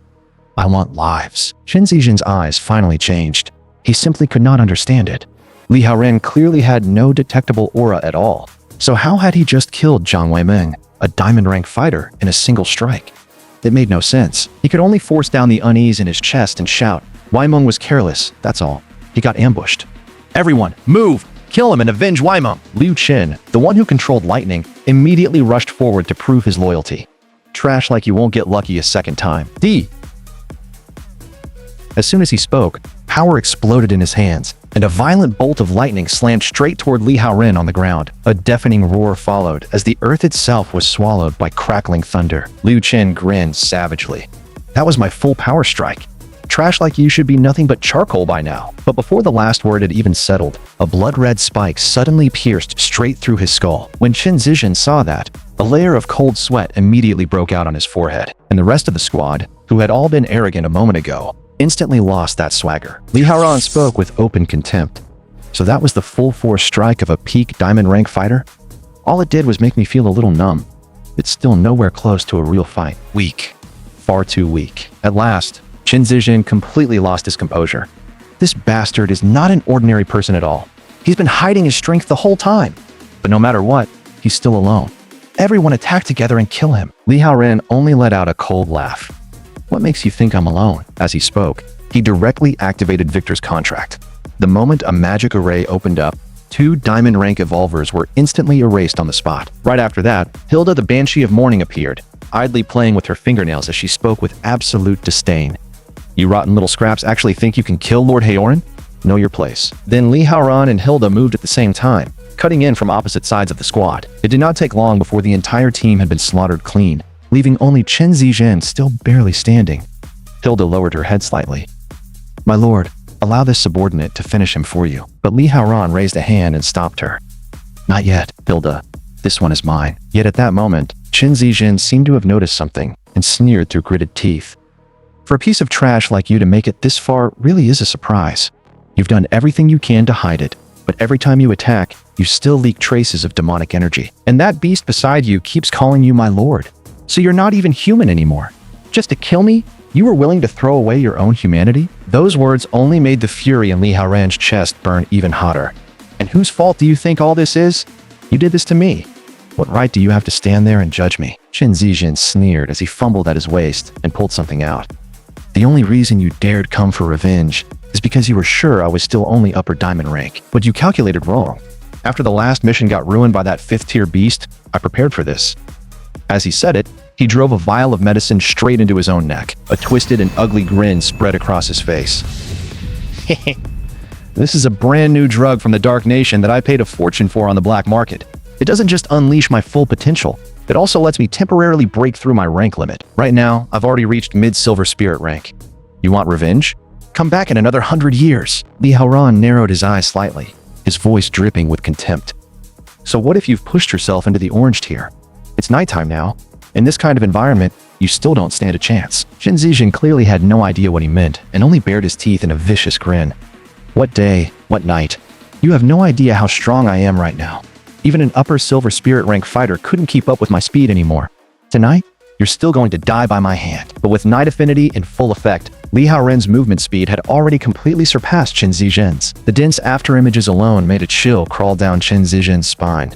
Impossible. I already injected the drug. How can even my eyes fail to keep up with his speed? Very soon, Qin Zizhen's back was ripped open by another strike from Li Haoran, and under the effect of night affinity, that wound immediately put him into a bleeding state. His maximum health began dropping at a rate of 1.5% per second. Watching from the side, Hilda the Banshee of Morning understood what was happening almost instantly.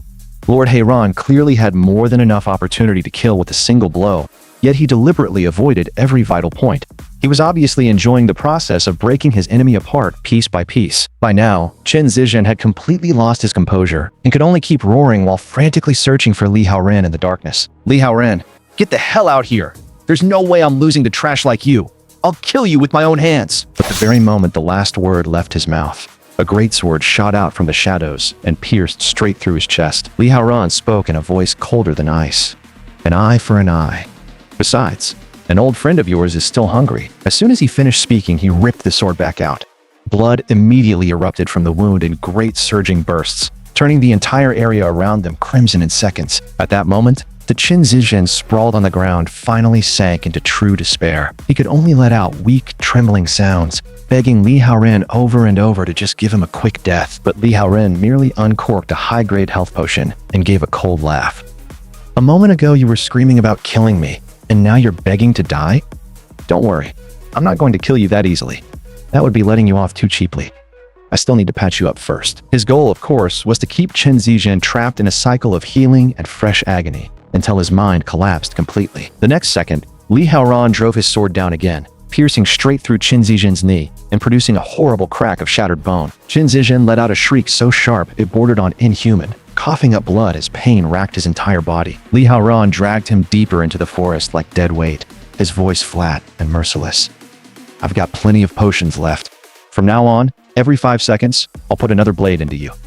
I'm going to teach you what endless pain and despair really mean. And in the end, I'll throw you into the Titan Python's stomach with my own hands, so you can personally find out what it feels like to have your body torn apart piece by its fangs. Even Hilda, the Banshee, felt a chill run through her when she heard those words. That only made her more certain than ever. She had been right all along. Lord Haoran truly enjoyed tormenting his enemies, just like he had tormented her back in the arena. Her lord was, without question, a genuine sadist. Meanwhile, inside the Elite Center Tower in Giant City, a secretary with a striking figure was respectfully reporting to Yu Wu. Young Master, the technical division just detected a special magical fluctuation. It's weak and intermittent, but it matches the exact same type of signal Young Master Yu Win traced before. Its location is near the zone where Qin Zizhen's squad is carrying out their mission. Hearing that, Yu Wu's face darkened at once. So after hiding for all these days, it finally showed a flaw. On Li Haoran's side, he kept torturing Qin Zizhen while dragging him all the way to the area where the Titan Python had once appeared. Then Li Haoran crouched down, grabbed Qin Zizhen by the hair, and forced him to look forward. Open your eyes and look carefully. Do you still recognize it? Qin Zizhen could only let out broken, pitiful whimpers. No, please, don't. I don't want to be eaten by that thing. But by then, his fate had long since been sealed. Li Haoran violently pulled the sword in his hand, slicing open Qin Zizhen's throat and sending blood spraying out like a fountain. Then, like he was throwing away a piece of trash, he hurled Qin Zizhen straight toward the Titan Python. The moment the Titan Python caught the smell of all that fresh blood, it opened its mouth and swallowed Qin Zizhen whole without hesitation. Yet after it had eaten him, it made no move to attack Li Haoran. Instead, it simply turned around and left the area. Seeing that, Li Haoran let out a faint chuckle. Ate and left. Is it because Hilda and I now count as beings on the beast side too? Looks like it doesn't see us as enemies. Once Qin Zizhen was truly dead, Li Haoran's level rose accordingly to level 30. At the same time, he unlocked a brand new skill, Soul Resonance. When a follower's affection reaches 100%, the souls of both parties can resonate and generate a powerful, exclusive piece of equipment. He had already personally experienced Nicole's soul resonance. Even though the effect had only lasted 10 minutes while he was in the peak blood state, the attributes displayed by Brediso had been undeniably monstrous, which meant that as long as he pushed each follower's affection all the way to the maximum, every single one of them could resonate with him and produce a unique, exclusive weapon. At that point, his upper limit would become almost immeasurable. For now, though, Hilda's affection was still only at 50%, while Li Swear had already reached 83%. That meant the next stage of his focus would have to be on those two. But right then, the system suddenly began spamming danger warnings like crazy. An extremely dangerous target is rapidly approaching. Host must relocate immediately. Li Haoran's heart sank at once. He instantly realized something was very wrong and immediately ordered Hilda the Banshee to cancel her summoning and hide herself. At the same time, Yuwu had already spread a pair of black wings and was flying through the sky at terrifying speed. In less than 3 minutes, he arrived at the very spot where Li Haoran had been just moments earlier. But after landing, Yuwu found that his target had already vanished without a trace.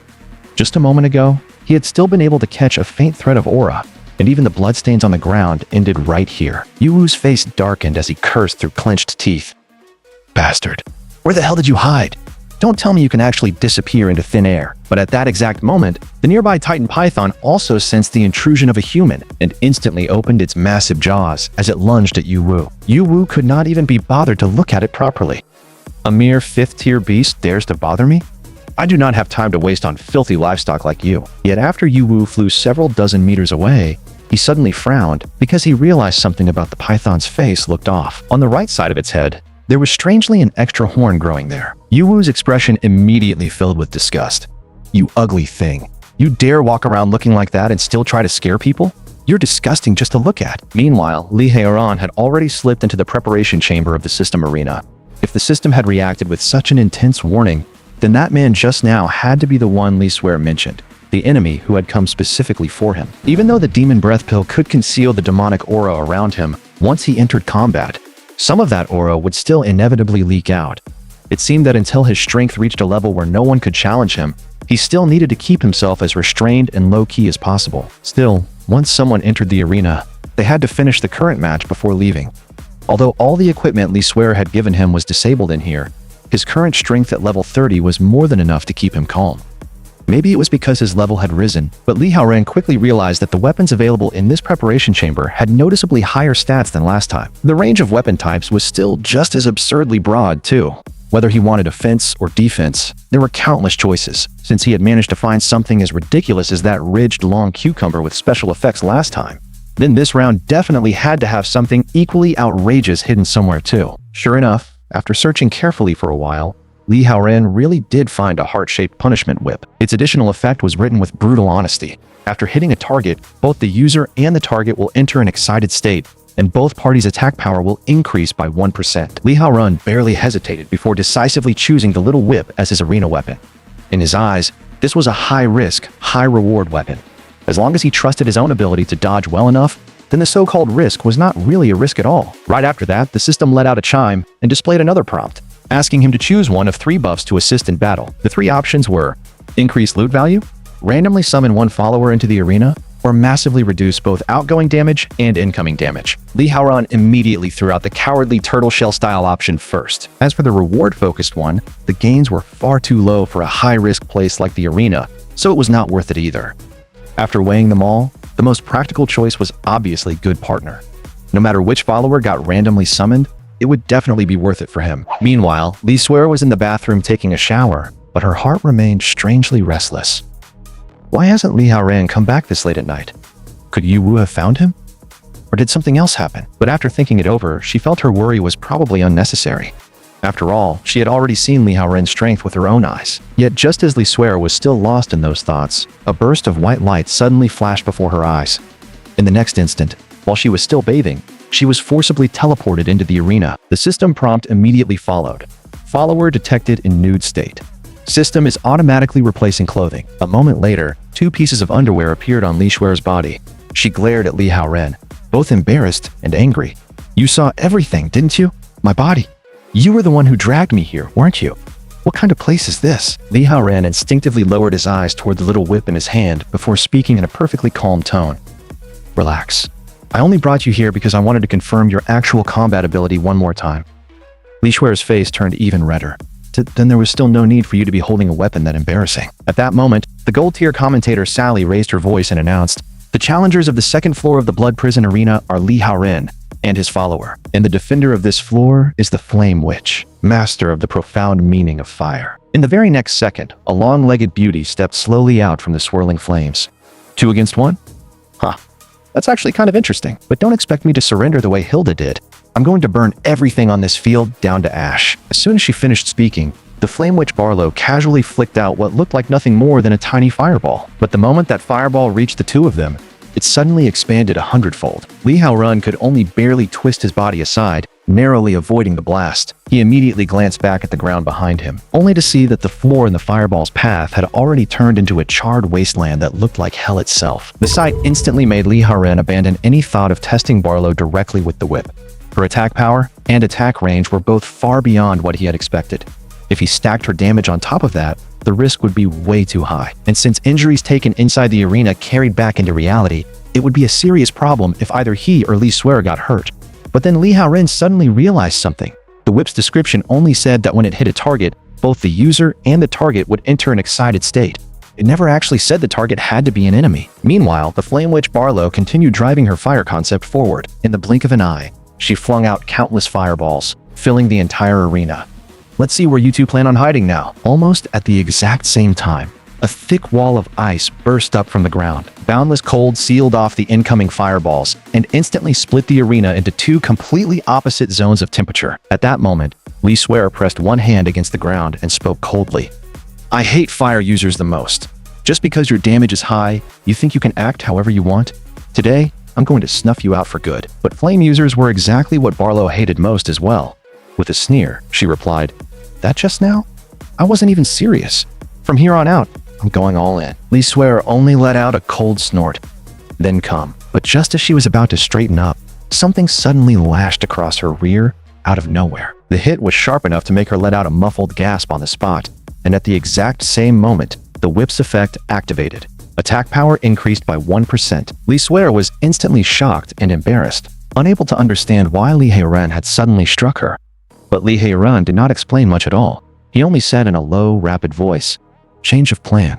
Just endure it. This position is perfect right now." And before she could react, he landed several more quick strikes across her rear. Li Shuer could only feel a strange surge of stimulation rising through her body, while her attack power continued climbing higher and higher. Even Sally, the commentator, looked completely baffled. What is going on here? Why did Li Haoren suddenly start attacking his own teammate? And it looks incredibly intense too. The cries just keep coming. Is this some kind of internal conflict? On the contrary, the only one who seemed to understand the situation at all was Barlow, and she looked utterly mortified. "This is an arena. What the hell are you two doing in the middle of a fight with me?" Only then did Li Haoren's strategy become fully clear. The whip's true effect was to place both the user and the target into an excited state while increasing both sides' attack power by 1%. At that point, Li Shuer's attack power had already stacked all the way up to 69%. At the same time, the effect of the title Battlefield Commander was also active, increasing her overall attributes by another 10%. As for Li Haoren, as the user, he was also in better condition than ever before. While his attack power kept climbing, he was also triggering the passive effect of Night Affinity. But at that very moment, the ice wall Li Shuer had created earlier was finally blasted apart by Barlow. Barlow let out a mocking laugh. "Ha, so your ice wall is only this much? I barely used any force, and it already broke. And you two actually dared do something like that while fighting me? I'm never going to forgive you for this." The moment Sally saw Barlow's stance, she instantly understood.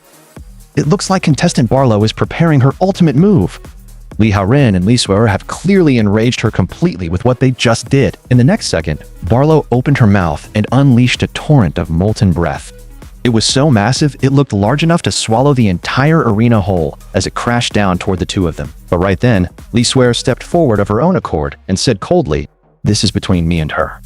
Leave her to me." Frost erupted from both her hands. An endless cold condensed in front of her, forming a massive glacier. The instant the molten breath touched the glacier's surface, a sharp, cracking sound rang out as the entire attack was frozen into a gigantic column of ice. At that moment, Barlow froze in total disbelief.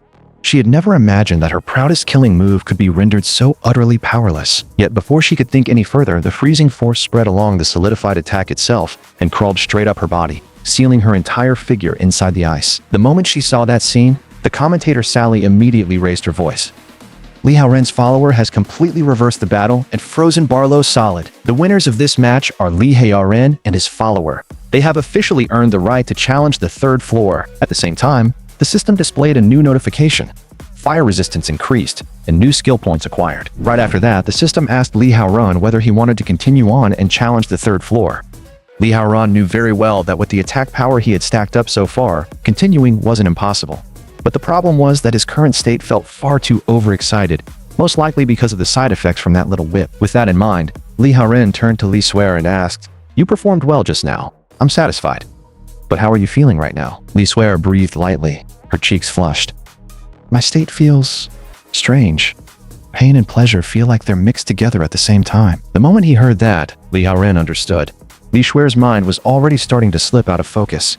If they continued fighting, then sooner or later he might end up in the same state as well. So he decisively gave up on continuing the challenge. "Forget it. I'll use the portal to send her back first. It'll also let me avoid that bastard who's hunting me for a while." But after the two of them passed through the portal, Li Suer's body only started aching more and more.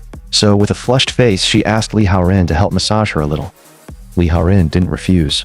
After all, this was his fault in the first place. Yet the moment he agreed, the system automatically reclaimed the arena outfit it had given Li Suer. Blushing furiously, Li Suer could only hurry away and change into another set of clothes. Once she was done, she lay face down on the couch and said softly, "All right, I'm ready. You can start now." After that, Li Haoren began gently massaging her. But the more he did, the more he realized that the whip's effect had not faded at all. If anything, it was only growing stronger. Li Suer couldn't help praising him softly. "You're really good at this. The stinging pain gets so much lighter the moment you press on it." But by now, Li Haoren could no longer keep down the agitation rising inside him. He lowered his voice and said, "In that case, why don't I make up for the regret you had in your dream?" Hearing that, Li Suer instantly turned flustered and embarrassed. I'm not mentally ready for that yet.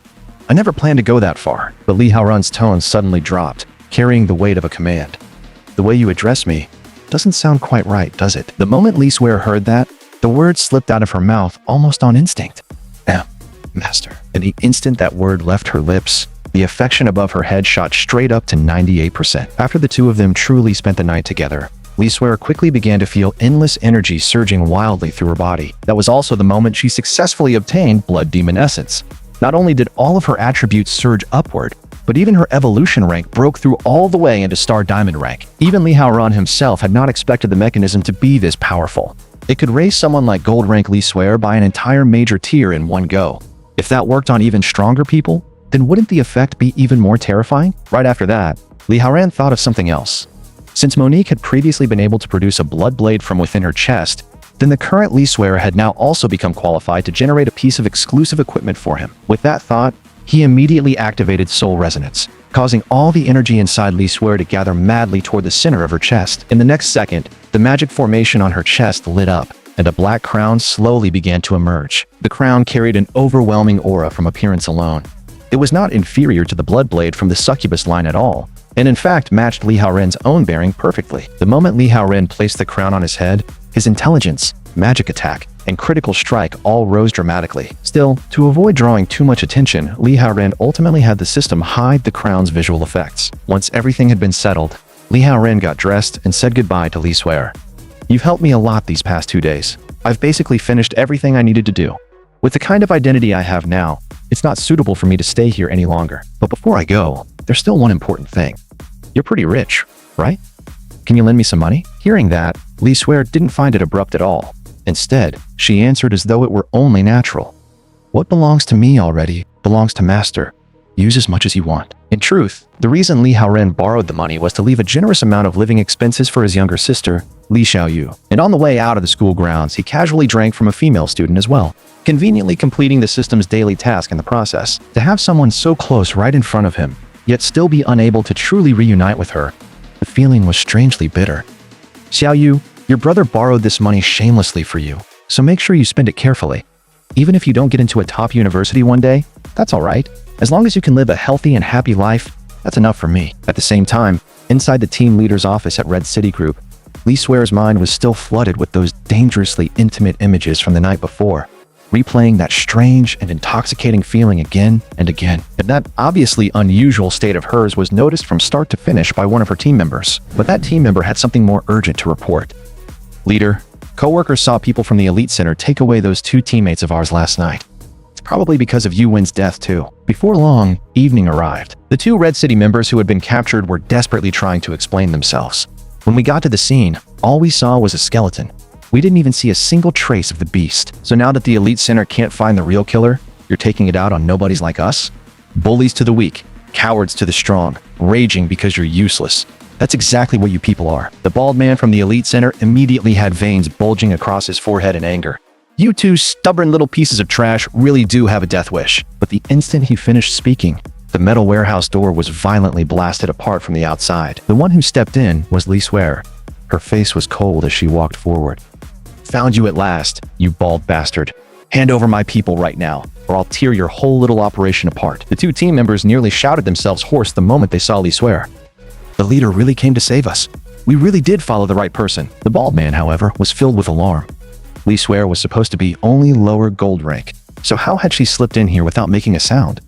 There were dozens of upper silver spirit rank evolvers guarding the outside of this warehouse. Lee Suere, who had already broken through to star diamond rank, shouted coldly, "Your little underlings have already been turned into ice sculptures by me. Don't worry, you're next." This is a perfect chance to test the new skill I just learned. As she spoke, she thrust both hands forward. 2 snowflake-shaped blades spun at high speed from left and right and shot straight at the bald man. The bald man instantly gathered flames around both of his fists. Cheap tricks. Your eyes can't break through my flame fists. Last time, you should have been grateful young master was there to stop me, or you'd already be dead. But this time, your luck's run out. Lee Suere shouted back coldly. Without him standing there, the one who's out of luck today is you. 16-fold ice wheel. The moment her voice dropped, more than a dozen snowflake blades wrapped in violent ice energy tore toward the bald man, all at once. Yet flames coiled around his body and blocked out every strand of cold trying to invade. Useless. I'm one of the very best among upper gold rank fighters. You don't stand a chance at all. Lee Suere's gaze turned icy. And what if you are upper gold rank? I'm not the same person I was before. The bald man clearly had no idea she had already advanced, and still arrogantly charged and head-on with his blazing fists. But the shards from those ice wheels he had smashed apart had already slipped into his body like countless razor-thin blades. She can even control fragments that small with that much precision? Lee Suere moved her fingertips slightly and whispered, "Bloom, flower of ice." In the very next instant, all the fragments of ice lodged inside the bald man erupted into sharp ice spikes. Only then did the bald man finally understand. So you lured me into smashing those ice wheels on purpose, just to make me let my guard down. The real killing move was hidden afterward. Looks like I really underestimated you, Lee Suere said coldly. Those shards already entered your body through the wounds. With just one thought, I can freeze your blood solid from the inside. So right now, your smartest move is not to struggle. If you behave, I might still leave you alive. But the bald man trembled with rage.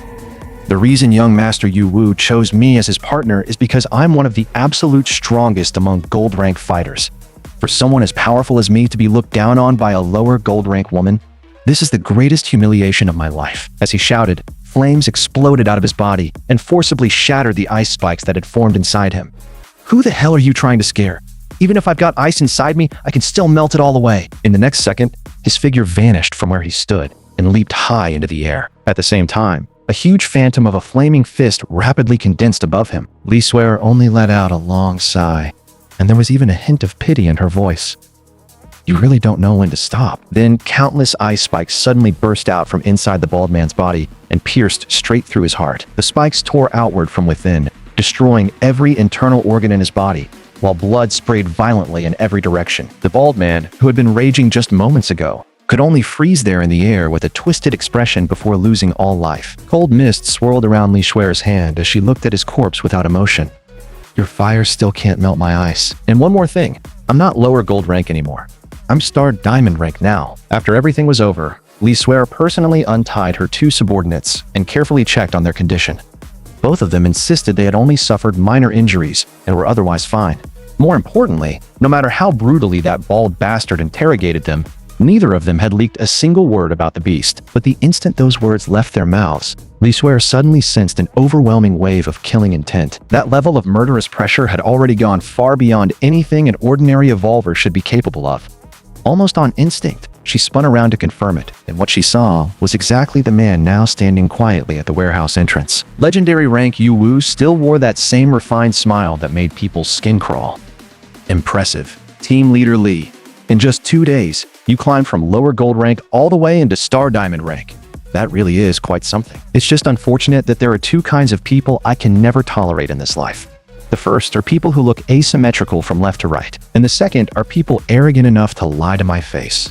Yet somehow, you managed to qualify for both at once. Meanwhile, on the other side, Li Haoren had already returned to the Succubus village, and now he finally had the chance to properly inspect Monique's Bloodblade Braid Zo. Before, he had only experienced it briefly and never took the time to study its exact stats. But now that he looked closely, he realized this Bloodblade, just like the Crown of Night, also carried a nighttime bonus. Could this really be a shared trait of exclusive equipment? What was even more ridiculous was that it granted bonus full attributes based on his own level multiplied by 100. In other words, the higher his level rose, the stronger this weapon would become. Standing at the side, Monique was already overjoyed deep down. Lord Heiran had barely returned before immediately seeking her out for soul resonance again. In her mind, the way he gripped that Bloodblade felt almost the same as him gripping her body itself, but just then, a system notification suddenly popped up, showing that his level had increased again. Li Haoren froze for a second before his expression sharpened. That experience came from Li Suer's side? Enough to push me up 3 levels at once. Then the enemy she's facing must be incredibly strong. In the next second, his expression darkened completely. No. If someone can force Li Suer into a direct clash at this timing, then aside from the Elite Center, there's no one else it could be. She's in danger. The moment that thought struck him, Li Haoren immediately grabbed Monique and set out at top speed toward Li Suer's location. The entire way there, he kept urging her on. Faster. Can't you go even faster? But Monique could only answer helplessly that she was already flying at her absolute limit. The real problem was that the way Li Haoren was currently holding her made it almost impossible for her to keep her mind steady. At the same time, Yu Wu's figure suddenly vanished from where he stood. The air exploded with a series of violent tearing sounds, and in less than the blink of an eye, he appeared right in front of Li Suer. Feel my rage. The moment Yu Wu drove out that fully charged punch, half the warehouse wall was blown apart on the spot, and the explosion thundered throughout the entire forest. The terrifying shockwave hurled everyone inside the warehouse dozens of meters away. Even Li Suer, now already at Star Diamond rank, was dragged backward across the ground, carving a deep trench as she went. Her heart shook violently. Just one punch had this much power. This monster is far too strong. Are those 2 teammates already out of the fight? Damn it. I have to go all out now.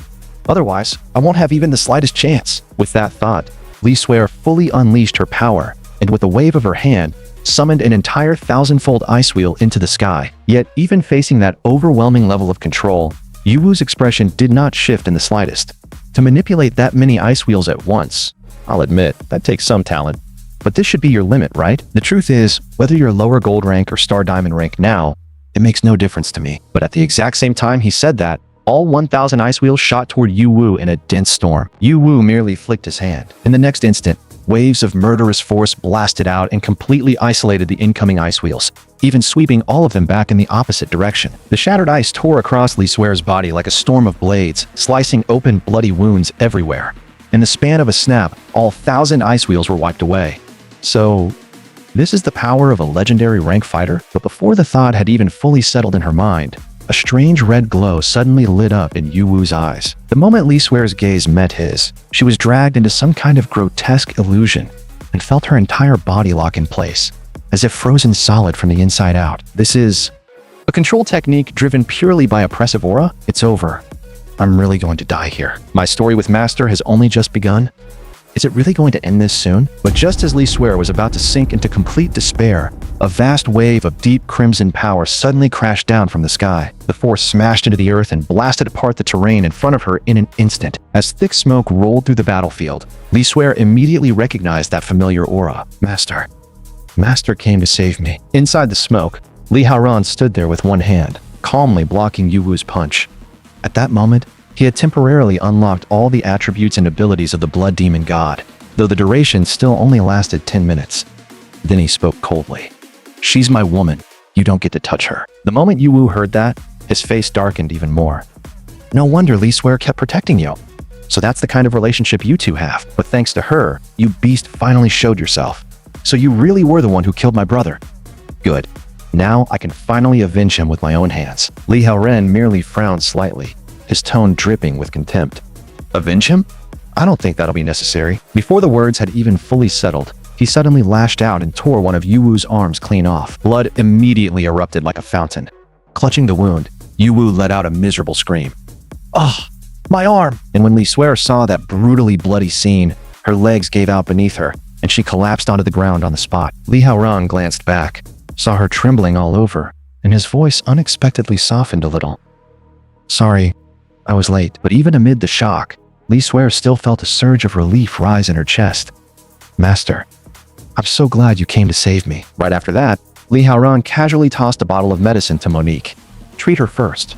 I don't have much time. I need to finish this bastard quickly." Yet Yuwu had already forced himself back into composure. "You only managed to rip off one of my arms because you took me by surprise.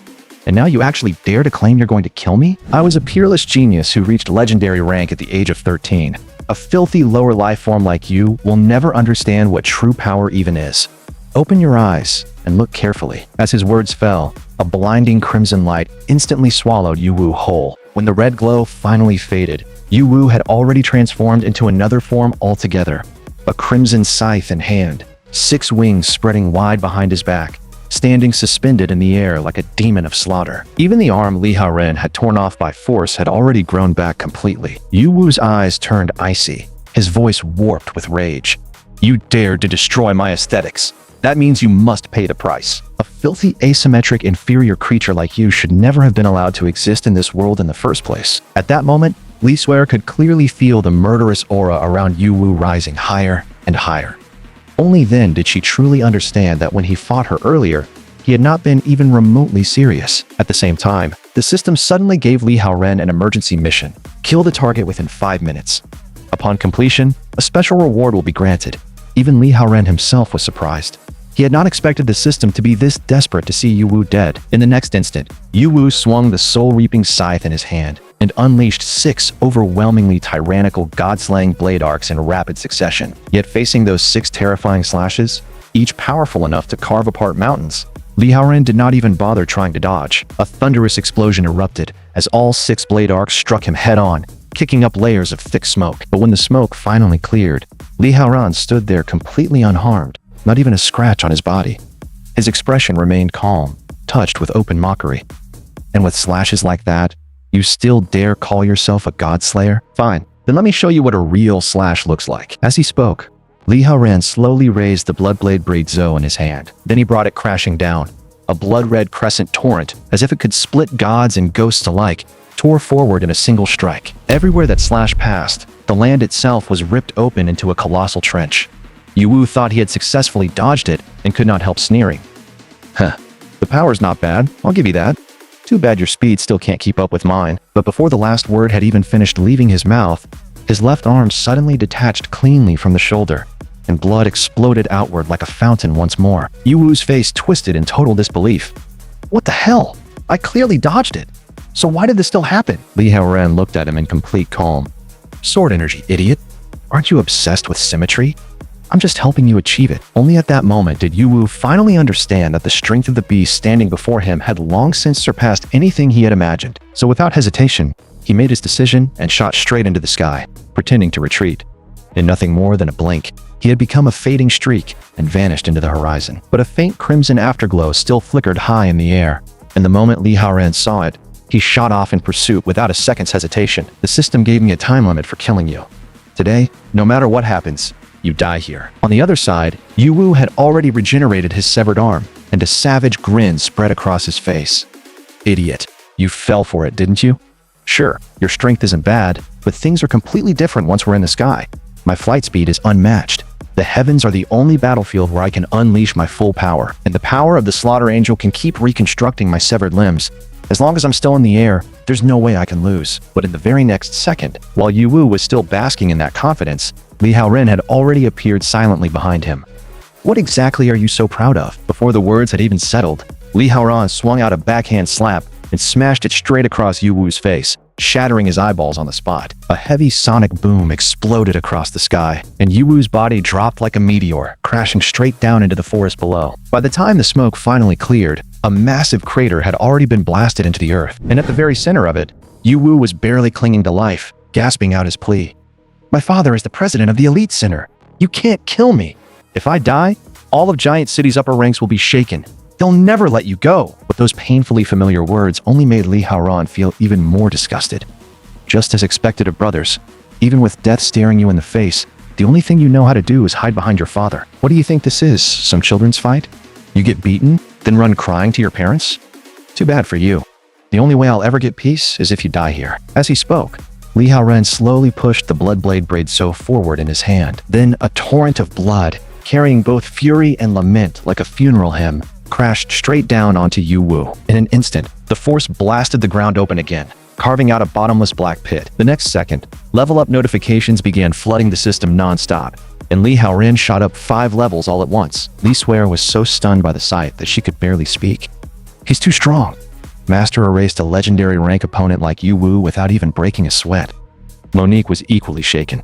At this level, something like that is probably just normal for Lord Haoran, right? Li Haoran had now reached level 36, and at the same time, he unlocked a new skill, Blood Torrent, which released a powerful blood shock wave straight forward and dealt massive burst damage. And depending on the weapon being used, the skill could also change into different forms of torrent. Right after that, the reward for killing the target was delivered as well. It was a consumable called Mini Blood Domain. Once used, it would vanish immediately, but the effect was overwhelming.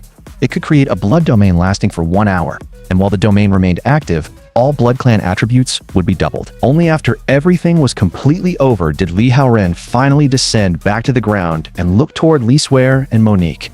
"How are you two? You alright?" Li Swear had just been about to thank him for the life-restoring potion he had brought, but Monique beat her to it and threw herself straight into Li Haoran's arms. "Don't worry, my lord. Swear and I are both perfectly fine. As long as Lord Haoran is here, nothing can happen to us." Li Haoran then turned his eyes toward Li Swear and said seriously, "At this point, even if you go back to Giant City, the Elite Center is still going to keep targeting you. Rather than that, you should just come with me." But Li Swear shook her head almost without hesitation. "Even though I want to stay by Master's side, this still isn't the right time. The death of a legendary rank figure like Yu Wu is bound to shake the whole of Giant City. The upper ranks will absolutely start taking direct action against you. And if I leave with you now, Red City Group might also start seeing you as an enemy. But if I stay behind, I can still help gather intelligence for you. Right now, the only organization that truly sees you as a mortal enemy is the Elite Center.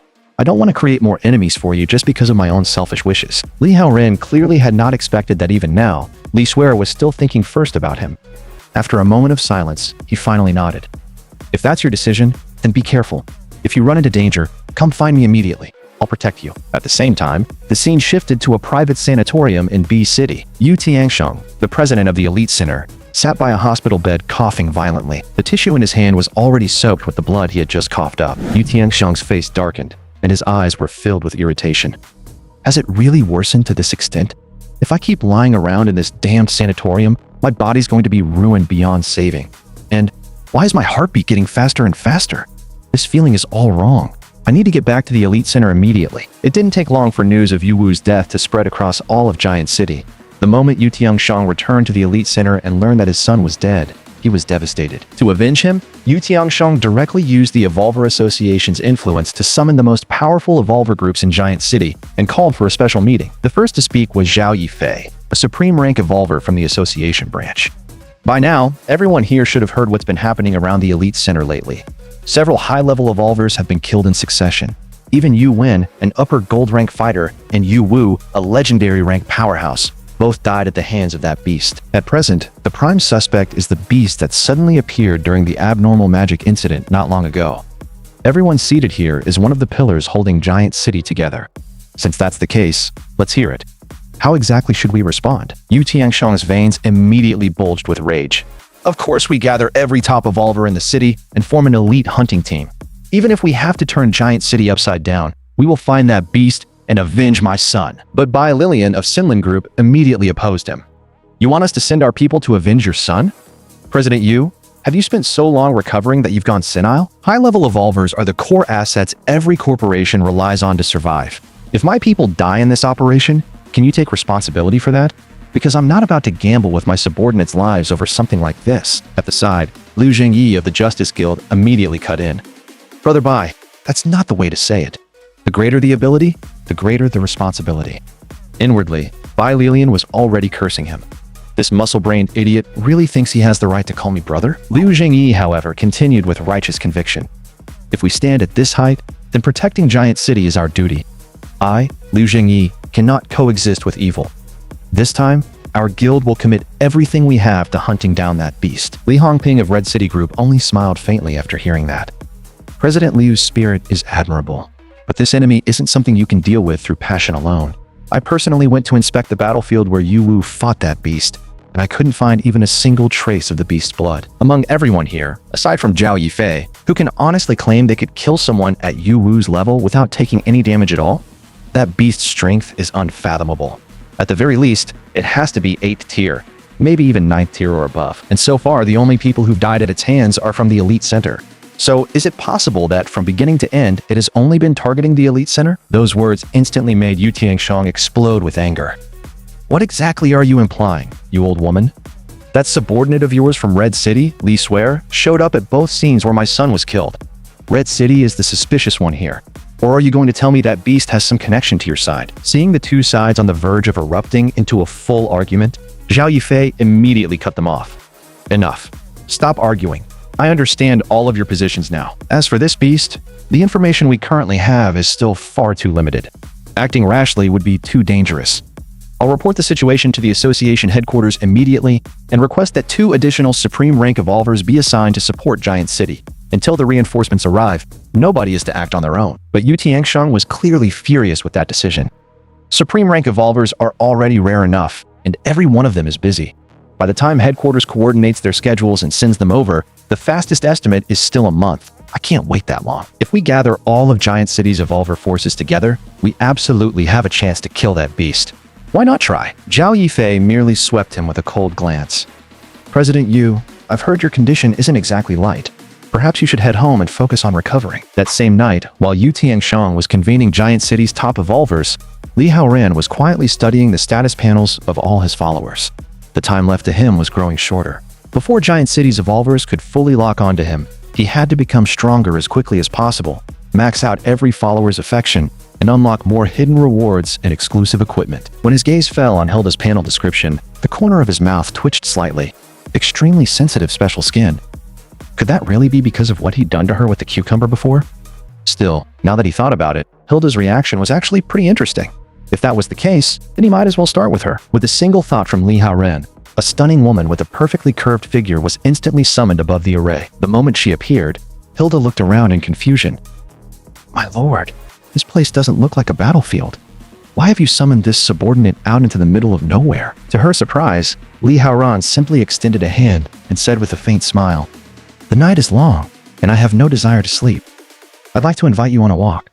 Would you honor me? Those words instantly turned Hilda's entire face red. What do you mean? My lord, are you planning to favor me tonight? Li Haoran didn't answer the question directly. He simply reached out and took her hand. Come on, let's go. Hilda's heartbeat immediately sped out of control. Blushing hard, she could only answer in a low voice. This subordinate will follow whatever arrangement Lord Haoran wishes. It was the first time in her life she had ever held hands with a man. The warmth from his palm was slowly, steadily seeping into her body. At the same time, a system prompt appeared. Hilda the Banshee of Morning's affection has risen to 58%. A spark of delight flashed through Li Haoran's heart. Just from holding her hand, her affection had already risen that much. At this rate, he clearly needed to push a little further. So he took Hilda, the Banshee of Morning, by the hand and led her quickly through a dense patch of reeds. Soft stalks and leaves brushed lightly across the curve of her full hips as they moved. At that moment, Hilda finally could not quite hold herself back anymore, and her waist began to sway on instinct. Why are there reeds everywhere? These things are making me so sensitive, my lord. Why did you have to choose a place like this for a walk? Every single stalk feels just like your hands, constantly brushing all over me. And before long, the system began popping up one notification after another, showing Hilda's affections steadily rising. Hilda finally lowered her voice and pleaded, My lord, There are too many reeds here. My body is starting to feel stranger and stranger. If this keeps going, I really won't be able to hold on. Li Haoran had not expected her to be this sensitive. Last time, simply drinking her blood had pushed her so far that her summon was cancelled outright. This time, he would have to do something, or she might vanish again before he finished. With that thought, Li Haoran simply lifted Hilda onto his back. Now the reeds can't touch you. Just stay there and calm down for a bit. But even then, Hilda's body was still trembling faintly. It's true that the reeds can't reach me now, but my body is pressed right against yours. Every time you take a step, our bodies rub together, and this feels far more intense than the reeds ever did. Not long after, the system chimed again. Hilda's affection has risen to 95%. I'm almost at my limit. If this keeps going, I'm really going to lose control. Please forgive me, my lord. I may have to withdraw. But Li Haoran had come out this time for one reason only, to push Hilda's affection all the way to 100%. So without hesitating for even a second, he gently laid Hilda down onto the soft grass nearby. Hilda instantly misunderstood and flushed bright red. My heart is already itching so badly, and my body is getting hotter and hotter. I'm afraid I can't keep walking with you much longer, my lord. Yet Li Haoran only answered calmly, there's still one important thing left unfinished, so I can't let you leave just yet. The moment those words came out, Hilda's heart began pounding wildly, and all kinds of chaotic thoughts exploded inside her head. Is my lord finally going to claim me? But they still had not built that deep enough bond yet. Would this not be too fast? If only they could spend more time getting closer first. But if this was what Lord Haoran wanted, then she had no reason at all to refuse. Yet while her mind was running wild, Li Haoran merely lifted her chin gently and spoke in a low voice. You don't have to force yourself to cater to me. Hilda, you were the very first follower I brought out of the arena. You're one of my most important companions. So relax. Didn't I already tell you? I only wanted you to come take a walk with me. After hearing that, Hilda was filled with both disappointment and shame. Disappointment because her lord had not meant what she imagined. Shame because from beginning to end, she had been the only one thinking crookedly. Li Haoran, however, apologized instead. I knew your skin was this sensitive, and I still insisted on bringing you to a place like this. The truth is, I used to live a very hard life. Whenever the pressure became too much, whenever I felt completely exhausted, I used to come to the lakeside by myself, just to look at the scenery. The stillness of the lake always soothed my emotions. As long as I looked at it, my heart would slowly quiet down too, and I'd find the courage to keep going. Hilda clearly had not expected that the mighty blood demon god could also have such a fragile and human side. For her lord to open his heart to her like this, it felt almost like the intimacy shared only between lovers. So in Lord Haoran's heart, she was actually someone that's special. And at that exact moment, Hilda's affection shot straight up to 100%. At the same time, the system unlocked a brand new mysterious reward for Li Haoran, the Crimson Castle. It was an exclusive demon god castle that could float high in the sky, continuously restoring both health and mana, not only to the demon god himself, but to all of his followers as well. It was essentially a private sanctuary and a future base of power all in one. In the long run, it was an incredible reward. But at least for now, what Li Haoran needed most urgently was still immediate combat strength. Right after that, Li Haoran activated Soul Resonance again. A magic circle slowly lit up at the center of Hilda's chest, and from it emerged a necklace. It was Hilda's exclusive equipment, the Spirit Necklace. It greatly increased mental attributes and abnormal status resistance, and it even had a chance to nullify magic attacks outright. Against control-type magic, that resistance chance would be doubled. Li Haoran took the necklace in hand and examined it carefully, a faint flash of surprise crossing his eyes. There was no doubt about it. Against magic-type enemies, this thing would produce effects far beyond expectation. Then, with an almost intimate kind of praise in his voice, Li Haoran added a few more words. This is an exclusive piece of gear born from our soul resonance. Only when you and I are truly in harmony, souls aligned, hearts in sync, can a skill like this be awakened. So this time, I really do owe you my thanks. The moment Hilda heard that, her face flushed bright red all the way to the tips of her ears, and her thoughts instantly spiraled. No wonder her chest had felt like it was buzzing with electricity just now. In that case, didn't that basically mean her soul had just given birth to something for Lord Haoran? Meanwhile, Li Haoran's gaze drifted back toward the still surface of the lake, and his thoughts naturally turned to what came next. From here on, he needed to keep challenging the Blood Domain arena, gather more followers, and then raise all of their affection to the maximum in the shortest time possible. If he could draw peak blood one more time, then he would no longer need to fear the Elite Center's pursuit. And even if luck failed him, He could still leave this place and build a domain of his own using the Crimson Castle. But just as Li Haoran was still lost in thought, Hilda suddenly wrapped her arms around him from behind. Li Haoran stiffened slightly, and when he spoke, there was a rare trace of awkwardness in his voice. "Hilda, what's wrong?" Yet this time, the Banshee of Mourning no longer tried to act reserved. Instead, she gathered her courage and said it plainly. "This subordinate never imagined that in your heart, my place would be so special. My lord, you are the fated one I have always been waiting for." You just said it yourself. We are in harmony of soul and in union of heart. Doesn't that mean that the two of us were always meant to be together? And if, on the level of the soul, I've already borne something for you, then shouldn't the body follow as well? Even though her words were still as restrained as she could make them, they were enough to make Li Haoran's heartbeat pick up. He knew then that Hilda had truly fallen completely. The next second, the Banshee of Mourning took one slow step after another toward Li Haoran, until finally, her lips touched his. And for the first time she felt the burning and dangerous warmth that lived within the demon god's body. Before long, after the two of them spent a full 2.5 hours together in intimate union, Hilda was left utterly drained, trembling faintly as she lay on the grass. At the same time, the system produced a new prompt. Hilda has successfully obtained Blood Demon Essence. Beast rank has advanced to middle 5th tier.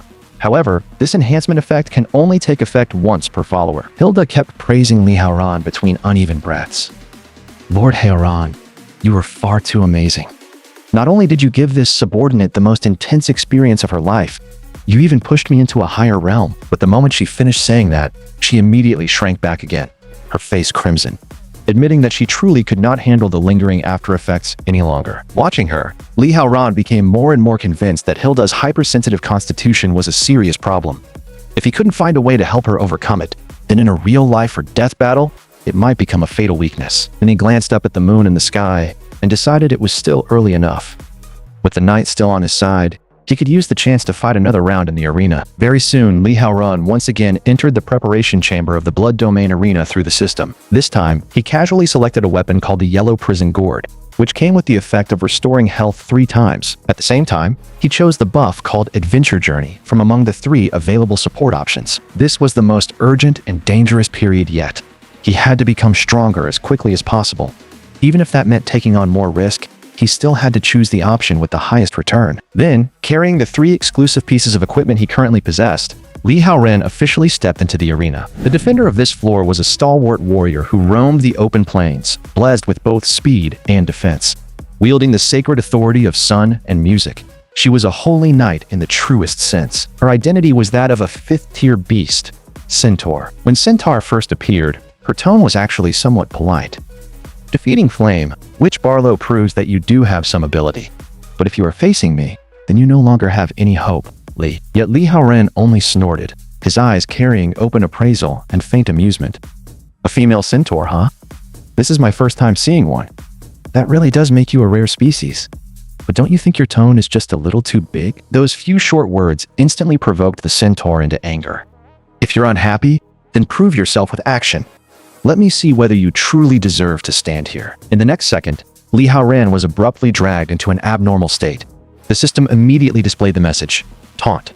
For a period of time, you will be forced to attack the target." At that moment, Li Haoran felt his body moving entirely outside his control. Almost by instinct, he launched himself forward, and streams of bloodblade torrents slashed out in tangled succession. In response, the centaur immediately raised the sun god shield in her hand. A dense defensive barrier spread out, and to Li Haoran's surprise, it absorbed the full force of every blood torrent. Even Centaur herself was inwardly shocked. What? Just one exchange nearly charged the sun god shield to full? This guy's offensive power is absurd, but on the surface, she only acted even more arrogantly. "Keep going. Don't stop. Hit me with everything you've got. Go on. Smash my shield to pieces." Li Haoran had no idea what the true function of that shield actually was. He simply assumed this female centaur was just being wildly overconfident, and without thinking too much, under the influence of the taunt, he went almost berserk, hacking again and again at the barrier in front of her. Only when the system suddenly flashed another message did he finally snap awake in an instant. "Abnormal status resistance has activated. Taunt duration has been reduced." The moment his mind cleared, Li Haoran immediately withdrew, widening the distance by several full strides. At the same time, he couldn't help narrowing his eyes in thought. That centaur's shield is ridiculously thick. Even with the bloodblade in my hand and the night bonus active, I still can't break it head on. The centaur's face tightened in shock. Her taunt wasn't supposed to kick in yet, so did he have some kind of control resistance? That made things troublesome, but it did not really matter. His attack power was already monstrous, and even if the taunt had not fully ripened, the Silver Moon Spear was still fully charged. With that, the centaur slammed the butt of her spear into the ground. A massive wave of energy burst outward in expanding rings and blasted Li Haoren more than 10 meters away. He twisted midair, steadied himself, and instantly noticed that the energy eruption was powerful, but a large part of it carried his own aura. He got it now. She was using taunt to force him into attacking the shield, then using that shield to absorb his power, transfer it into the spear, and hit him back with his own energy. So that was her trick, which meant the harder he hit, the harder she could hit back, right? Realizing that, Li Haoren immediately hurled his Bloodblade away, because if he got hit by taunt again, he would instinctively trigger Bloodblade Torrent and unload on the Sun God shield, which would only hand the centaur even more firepower. Seeing that, the centaur sneered. What? Are you giving up already? That's boring. Come on, hit me harder. I still barely feel a thing. The moment taunt was cast again, Li Haoren was once more forced to attack her shield, but this time, he used his fists instead. Only then did the centaur finally understand what he was doing. So that's why you threw away your weapon. You were trying to lower your own damage output. That way, during the short taunt window, I wouldn't be able to fully charge the Silver Moon Spear. First time fighting me, and you already broke down my ability and came up with a counter. That's some terrifying insight. But I didn't become a 5th-tier beast just by hiding behind an unbreakable defense. With that, the centaur drove her spear forward in a vicious thrust, and the tip punched straight into Li Haoren's chest. Blood sprayed everywhere, and she mocked him on the spot. A fighter without a weapon is useless. But Li Haoren grabbed the shaft of the spear and let out a cold laugh. Who told you that someone who uses a sword has to be a warrior? The instant those words fell, Blood Prison Burial activated. The blood that had just splashed into the air began to whip and twist, turning into long crimson tendrils that lashed out and wrapped around the centaur. As the Sun God shield slipped from her grasp, the centaur's arms and body were bound on the spot. The way those bindings wrapped around her was shameless enough to rival certain island productions. You were planning this from the very start? Everything you did before this was set up. You were baiting me into attacking the whole time? You're smart, I'll give you that. But this move is way too embarrassing. Li Haoren yanked out the Silver Moon Spear and smirked. You thought I was playing on the 3rd floor. I was already thinking on the 5th. Without your shield, you can't use that barrier anymore, can you? Then he flickered forward and mounted the centaur's back. I only changed the form of my skill because I wanted to recruit you as a follower. Otherwise, you would have already been stabbed full of holes. Since you're a centaur, then let me tame you properly. Even the referee was left stunned by that posture. Unbelievable. Li Haoren actually locked Centaur down with his own body. But why am I blushing just watching this? The centaur trembled from head to toe, realizing she had completely fallen into his trap. It was the first time anyone had ever ridden on her back, and it was a man of all things. His body was pressed tightly against hers, and no matter how hard she struggled, she could not break free. The sensation was strange, painful, and weirdly thrilling all at once. If this kept going, she really would suffocate. She could not just sit there and wait. She had to risk everything. With that thought, the centaur suddenly kicked off with all 4 hooves and burst into a wild sprint across the arena. If you still won't let go, then we're both going down together. But Li Haoren had come here to subdue her from the very beginning, so he simply tightened his hold and choked her out on the spot. Before long, the centaur blacked out from a temporary lack of blood flow to the brain. After claiming victory on the 3rd floor of the arena, Li Haoren took a drink from the yellow prison gourd and recovered a small amount of health. He had taken some damage, sure, but he still won in the end. With Adventure Journey still boosting him, the settlement rewards this time should be a lot better. A system prompt soon popped up, raising his defense and granting him an additional 6% damage reduction. Right after that, the system asked whether he wanted to challenge the 4th floor of the arena. If he continued in one streak, his current gear and buffs would remain unchanged. Li Haoren thought to himself that the yellow prison gourd still had 2 more uses left, and he could keep benefiting from Adventure Journey's bonus rewards, so he decisively chose to challenge the 4th floor of the Blood Prison Arena. Very soon, the unconscious centaur vanished from sight. The arena commentator then loudly announced the arrival of the 4th floor's defending champion. Li Haoren figured that last time, he had been busy avoiding the centaur's ability and never got to fully unleash the power of the Bloodblade.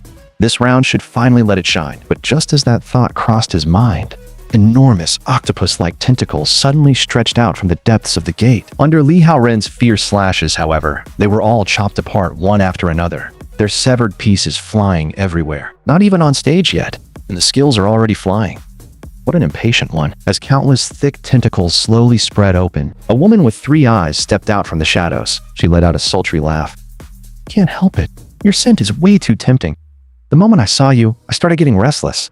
So tell me, what's the most exciting way to play with you? Facing a tentacle monster even more twisted than he was, Li Haoren decided she definitely needed some proper discipline, but the tentacle monster only twisted her body, effortlessly dodging Li Haoren's slash first, then shooting out countless tentacles from the side in a sneak attack.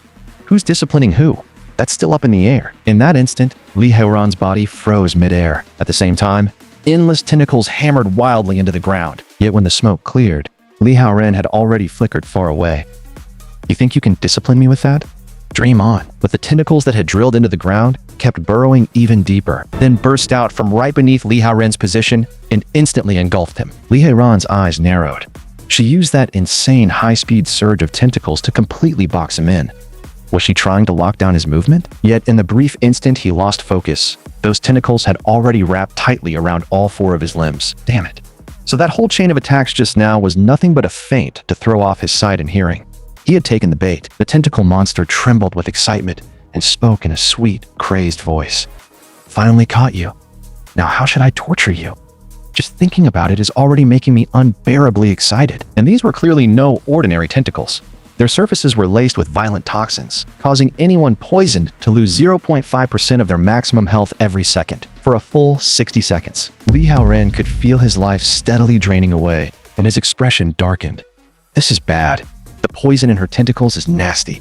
At this rate, he would not even last 2 minutes before he dropped dead. The tentacle monster smugly declared that the moment she caught him, the match was already over. The surface of my tentacles is covered in countless tiny suction mouths. They latch tightly onto your skin and keep pumping in potent toxins.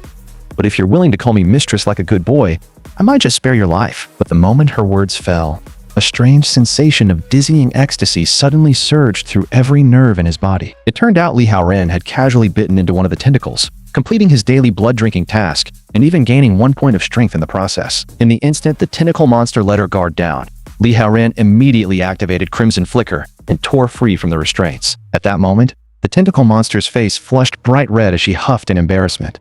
That's playing dirty. You even used your mouth. You hurt me. And now I'm really getting mad. But after a few breathy moans, she suddenly realized Li Haoren had vanished without a trace. Li Haoren activated Blood Shadow Art at once, then took a second drink from the yellow prison gourd, restoring his health to 49%. He quickly judged the situation. The poison in her tentacles was nasty. 1 hit would cost him a full 30% of his health, and his gourd only had 1 use left. If this dragged on, defeat was guaranteed. Unable to see her enemy, the tentacle monster started to panic. Was he hiding with an invisibility skill, waiting for a sneak attack? Which direction would he come from?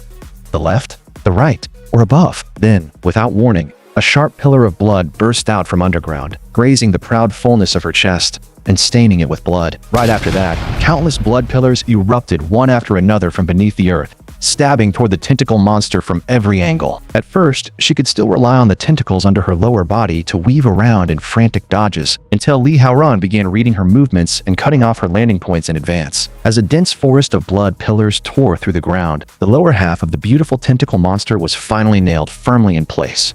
Humiliated and furious, she cried out, "You really don't know how to show a lady any mercy.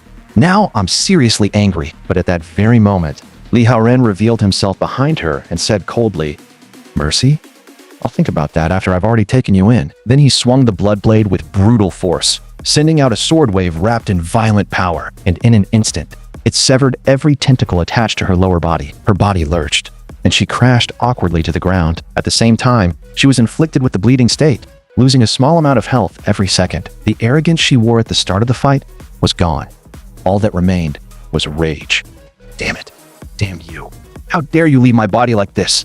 I will never forgive you. Li Haoren, meanwhile, was still suffering from poison, and his current health had already dropped to 39%. A 5th-tier beast really was terrifying. That poison alone had already made him pay dearly. So Li Haoren decisively drank the last mouthful from the yellow prison gourd and restored another 15% of his health. The tentacle monster instinctively dragged herself backward, and large amounts of blood dyed the entire arena red. Raising the blood blade, Li Haoren said coldly, "Without the tentacles you're so proud of, what kind of storm can you still stir up? Your ending is already decided." The tentacle monster suddenly pretended to surrender and said in a pitiful tone, "Wait, I was blind to greatness before. I know I was wrong now. Yeah, right.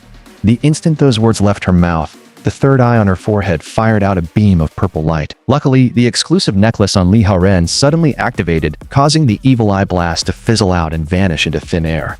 Hilda's spirit necklace had triggered, completely nullifying that magic attack. The tentacle monster was left dumbfounded, unable to understand why her skill had simply disappeared. Li Haoren did not take any damage, but that sneak attack still completely enraged him. Seeing his expression darken, the tentacle monster hurriedly tried begging again. This time I really know I was wrong. I surrender. But before she could finish, Li Haoren violently swung the blood blade again and tore open her chest with another heavy strike. Seeing the tentacle monster sprawled on the ground and unable to move, Li Haoren said coldly, "I don't dare trust a word out of your mouth. From now on, you're going to need some strict discipline." The gold tier commentator decisively announced Li Haoren's victory. After winning, he received 3 rewards. Not only did his poison resistance increase, but he also gained the guardian skill Tentacle Strangle. Even Li Haoren had not expected to obtain that skill by accident. That was a real bonus. This adventure journey had definitely been worth it. After that, the commentator reminded Li Haoren that every 5 floors of the Blood Prison Arena would feature a boss-level defender, and each of those bosses was an extremely dangerous and powerful monster, with the challenge difficulty multiplying sharply. The defender of the next floor was the legendary beast Medusa, the snake-haired Gorgon. Against an opponent like that, he would be far better off making full preparations before challenging again. Otherwise, the consequences would be disastrous. Li Haoren thanked Sally for the warning, then decisively withdrew from the Blood Domain arena. Before long, morning arrived. Monique the succubus stayed by Li Haoren's side the entire night, personally applying medicine and changing his bandages. But Li Haoren felt that since he had already taken a health potion, there was really no need for him to be wrapped up like this. Monique, however, insisted that he absolutely could not take this lightly. A body as perfect as her master's could not be allowed to carry even the slightest scar. Besides, this was the first time she had ever seen him so badly injured, and it hurt her heart to see it. Li Haoren naturally understood how Monique felt, but he also knew that if he wanted to become stronger, getting hurt was simply part of the process. In a world like this, if he wanted to survive, then he had to risk everything to become stronger. Meanwhile, over at the sanatorium, Yu Tiangsheng was speaking in a low voice with a nurse. By the time the Supreme Rank Evolvers from the Evolver Association get here, it'll already be too late. If it's not happening to them personally, those bastards won't care at all. I don't have much time left. If I can't avenge my sons, I won't even die in peace. The nurse replied that there really were still several hot-blooded Evolvers out there, and on the guild side, I might have a way to win them over and get them to fight alongside you. I'm the private doctor you brought back from B City. Hardly anyone here knows me, and even fewer know what I'm capable of. But the truth was that this female doctor, Lu Yao, had already set her eyes on the old man's inheritance. She bluntly pointed out that both young masters of the Elite Center were already dead, and hoped that once everything was done, her name would be added to the will. In the blink of an eye, night fell. At one of the Justice Guild's outposts, Dr. Liu Yao's sneaky movements quickly drew the sentry's attention. The guards immediately shouted, "A vicious beast has appeared recently. Chairman Liu Zhengyi has given strict orders. We're stationed here under his command, and no one is allowed to leave the city without permission." But the moment those words left their mouths, Liu Yao's hair suddenly shot outward, piercing through every sentry within 10 steps and hanging them one by one in midair. Before long, their bodies shriveled up like dried husks, as if every last bit of nourishment had been sucked out of them. Yet Liu Yao only put on a regretful face and said, "What a shame. I didn't want to do this either. But that old man doesn't have many days left, and his inheritance is just too tempting. I couldn't resist. This vial here is a special potion I formulated based on the beast aura left on the second young master's corpse. With my level of skill, ordinary people would never be able to tell the difference. Once I pour it here, this will become yet another massacre blamed on that beast. Yu Tiangsheng, your inheritance is as good as mine." Over the next few days, Liu Yao repeated the same trick, attacking several young evolvers from different guilds, and using the potion to frame Li Haoren for everything. Those bloody incidents immediately drew the full attention of Liu Zhengyi, who stood at peak legendary rank. His face darkened as he said, "That's the exact same aura as the beast that killed Yu Wen and Yu Wu. This is a naked provocation against our Justice Guild, and I will never let you get away with it." Elsewhere, Luo Xuan from the Heavy Metal Girl group was in a miserable mood as well. She had finally scraped together enough people to form a group, only for them to be slaughtered overnight. Now that she was the only captain left, what was the point? If she couldn't kill that thing, then she swore she wasn't human. At the same time, Bai Lilian of the Sinlin group was staring at the report in his hand. So many outpost guards had all been turned into dried corpses, and every scene was covered in that beast's aura. The evidence really did point to the same creature as before, But the problem was that it had previously only targeted the elite center. The more Bai Lilian thought about it, the more something felt off. Elsewhere, Li Suer was practicing yoga, trying hard to unlock even more interesting poses. As far as she was concerned, there was no way her master would attack Giant City's outposts for no reason. The whole thing sounded ridiculous, but right then her mother suddenly barged in. Frowning, she asked, "Hadn't you stopped doing yoga a long time ago? Did something happen that's bothering you?" Li Suer was clearly surprised to see her. "Why are you here? You haven't come to see me in years, have you?" Li Hongping spoke with visible guilt. "I'm sorry. All these years, I kept your identity hidden from the outside world. I was too busy with work, and I neglected you. That beast you ran into before has committed several more bloody crimes in Giant City recently. I was worried about you, so I came to check on you." Hearing the accusation against the beast, Li Suer immediately tried to explain. "That couldn't have been him. It makes no sense. There's absolutely nothing for him to gain from doing something like that." Li Hongping's expression shifted with suspicion. "How can you judge a beast's behavior with human logic? From the way you're talking, it sounds like you know him pretty well. Are you close?" Li Suer instantly looked uncomfortable. "No. How could I possibly be close to a beast? I just got lucky and barely escaped from him, that's all." But Li Hongping saw through her lie in a single glance. "You really are terrible at lying. You should understand what my ability can do." Only then did Li Suer realize the truth. "You didn't come here to see me at all. You came here to investigate that beast. Then again, I'm nothing more than a child who doesn't even deserve an identity, right? No matter how hard I work, I still can't get your attention." Looking at her daughter, Li Hongping replied calmly, "It's better that I came to you first than the Evolver Association and Yu Tiangsheng getting to you before I did. I'm protecting you." With that, she directly activated her ability. In an instant, she pried through every single thing that had happened between Li Suer and Li Haoran, including all the overly explicit scenes that definitely were not for children. Even someone as seasoned as Li Hongping ended up blushing after seeing it all, letting out a sigh that young people really did know how to play wild. Once Li Hongping's memory probing ended, Li Suer slowly regained consciousness. Red with shame and anger, she demanded, "So you saw everything, didn't you? How could you invade my memories without my permission?" Li Hongping apologized first, but then her expression turned serious. "I clearly remember that the name Li Haoran should not belong to a beast.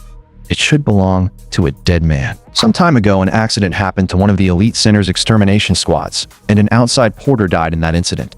I happened to see the report on it at the Evolver Association, and the dead porter's name was Li Haoran. His photo is exactly the same as the Master Haoran in your memories. And didn't he also ask you about the Elite Center before? On top of that, he later carried out an orderly campaign of revenge against the survivors of that same incident. That's more than enough to prove they are the same person. An ordinary human who had never evolved somehow became a powerful beast in just a few short days, while still keeping his human mind intact. That's unbelievable. No, more precisely, he's not a beast at all. He's a human who obtained the power of a beast. Swear, I think you did the right thing. Last time, he exposed himself only because he wanted to save you from Yu Wu. So this time, our Hongqing group has to do everything in its power to protect him. Who knows? The fate of our Hongqing group might end up changing because of him." On the very night Li Hongping went to see her daughter Li Suer, Monique the succubus brought Li Haoran to a cave overflowing with demonic aura. There were clearly plenty of beasts lurking inside, making it the perfect place to grind levels. The only problem was that the cave was far too dark. Monique could not help complaining that she could barely see a thing anymore. Li Haoran, however, had night affinity, so not only was he completely unaffected, he was actually getting a bonus from the darkness. But this time, he had not come here just to level himself up. He had also come to train the whole team. So he activated Victor's contract and summoned out Centaur, the mimic assistant Peter, and Flame Witch Barlow. Li Haoran immediately told the Flame Witch to move it, saying that the whole reason he summoned her was to act as a lamp and light the way for the team. The Flame Witch glanced at the fire on the tip of her tail and instantly exploded in anger. "I'm a proud Flame Witch, and you want me to work as a lamp? You've got to be kidding me. I'm not listening to you. Besides, the one who beat me in the arena wasn't even you." Right then, a system prompt popped up. Follower Barlow's affection is too low, and her dissatisfaction is surging. Immediate subjugation recommended. The moment he saw that, Li Haoran finally understood. "So that's why your affection's been so low. You're still not over that loss because I wasn't the one who beat you, huh? In that case, I guess I'll have to discipline you properly myself." The instant he finished speaking, Li Haoran lunged forward. He shot out a hand and grabbed straight for one of the Flame Witch's sensitive spots, making her roll backward in a panic as she yelled in a mix of embarrassment and fury, "You bastard! Where do you think you're touching?" In the next moment, she summoned an enormous fireball and hurled it straight at Li Haoren. In a cramped cave like this, there's nowhere for you to dodge. This time, I'm definitely winning. But Li Haoren used Crimson Flicker and appeared behind her in an instant. What kind of stupid nonsense are you talking about? Before the Flame Witch could even react, 7 or 8 tentacles suddenly extended from Li Haoren's back, binding every part of her body tightly in place. Li Haoren said flatly, "This time, you lost to me. So, are you convinced now?" Meanwhile, the suction cups on the tentacles made the Flame Witch's whole body tremble uncontrollably. At the same time, her affection rose to 50. The Flame Witch finally softened and gave in. "I know I was wrong. Your subordinate Barlow is willing to serve Master Haoren from now on." With firelight finally illuminating the way, the group pushed deeper into the cave. But what really made Li Haoren uncomfortable was this. The succubus and the tentacle monster were each clinging to one of his arms as they walked, both insisting that staying close to Master made them feel safer. No one knew how deep they had gone, but beast carcasses were scattered all around them, and several branching tunnels had appeared ahead. The centaur asked, "Master Haoren, there are forks up ahead. Should we split up?" But Li Haoren felt those branching tunnels were probably never meant for them in the first place, because every passage leads back into the hall we're standing in right now. And this whole place is covered in the bones of other animals and beasts. So this should be where the beasts lure in prey and feed on it, which means they're all hiding inside those tunnels right now, watching us like hungry predators. So he gave the order on the spot. "Centaur, use taunt and drag every last one of them out. Then we wipe them all out in one sweep." Hearing that, the centaur immediately activated taunt and shouted into the tunnels, "You filthy vermin hiding in the dark! Is staying curled up in those holes all you've got? Come out and fight me if you've got any guts." In an instant, all the spiders hiding inside those branching tunnels came flooding out. There were hundreds upon hundreds of them, enough to make anyone's scalp crawl. At that moment, the centaur kept her barrier up and continued taunting them. "Come on then, rush me all at once. You're honestly pathetic." In just a few minutes, that barrier ended up completely buried beneath a dense mass of spiders. From a distance, it looked like a small hill had formed on top of her. That was when Li Haoren gave the order without hesitation. "Now, wipe every last one of these spiders out in one go." The moment his words fell, the succubus, the mimic assistant Peter, and Flame Witch Barlow all unleashed their area attacks together. In the blink of an eye, every spider was annihilated. Right after that, a flood of system notifications for level gain started exploding across the scene. Li Haoren himself rose to level 36 and unlocked a new skill, Demon Hand, which allowed him to grab enemies or target objects from a distance. Even though he had just gained an enormous amount of experience, his brows still furrowed. If there were this many little spiders hiding here, then there had to be an even bigger Spider King somewhere nearby. But that thing had not reacted to taunt at all, so where was it hiding? Those narrow tunnels used by the smaller spiders clearly were not large enough to hold a monster of that size. Could it be above them? The moment Li Haoren looked up, he saw an unbelievably hideous giant spider maw hanging overhead, dripping green liquid. His expression changed instantly, and he shouted, "Danger! Get out of the way!" A second later, a huge amount of green fluid poured down like a rainstorm. Thankfully, Li Haoren and the others reacted fast enough and were not splashed directly. Otherwise, they would have ended up just like the dirt below them, melted away by that powerful acid. The tentacle monster recognized it at once as a form of highly corrosive venom. Just one drop of it would be enough to make someone wish they were dead. Li Haoren carefully sized up the Spider King, and his heart sank. It was actually a lower 6th tier beast, a level already comparable to a Star Diamond rank evolver. If he had come here alone, there was no way he would have been a match for it. Without delay, Li Haoren activated his newly acquired skill, Demon Hand. Strands of crimson demonic energy shot out like blood-red bandages and wrapped tightly around every one of the Spider King's limbs. Then, with Li Haoren yanking downward with all his strength, that massive Spider King was dragged down to the ground by force. He immediately shouted, "While it's down, unload everything you've got. A 6th tier beast isn't easy to handle. We need to cripple its combat power as much as possible before it gets back up." Very soon, 1 man and 4 women all unleashed their strongest moves at the same time and hammered the Spider King from every side. Among them, the centaur's Silver Moon Spear had also finished charging completely. But just as she confidently believed that one thrust would pierce straight through the Spider King's body, the monster casually caught the spearhead between a few of its vicious fangs. The centaur was stunned beyond belief.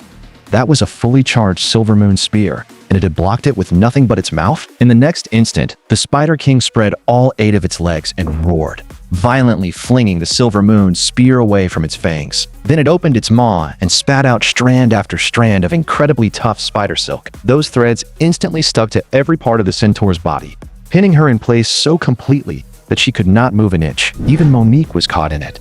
She cried out in disgust and panic. "This stuff is awful. It's sticky as hell, and my whole body's sealed up. I can't break free at all. I was too careless.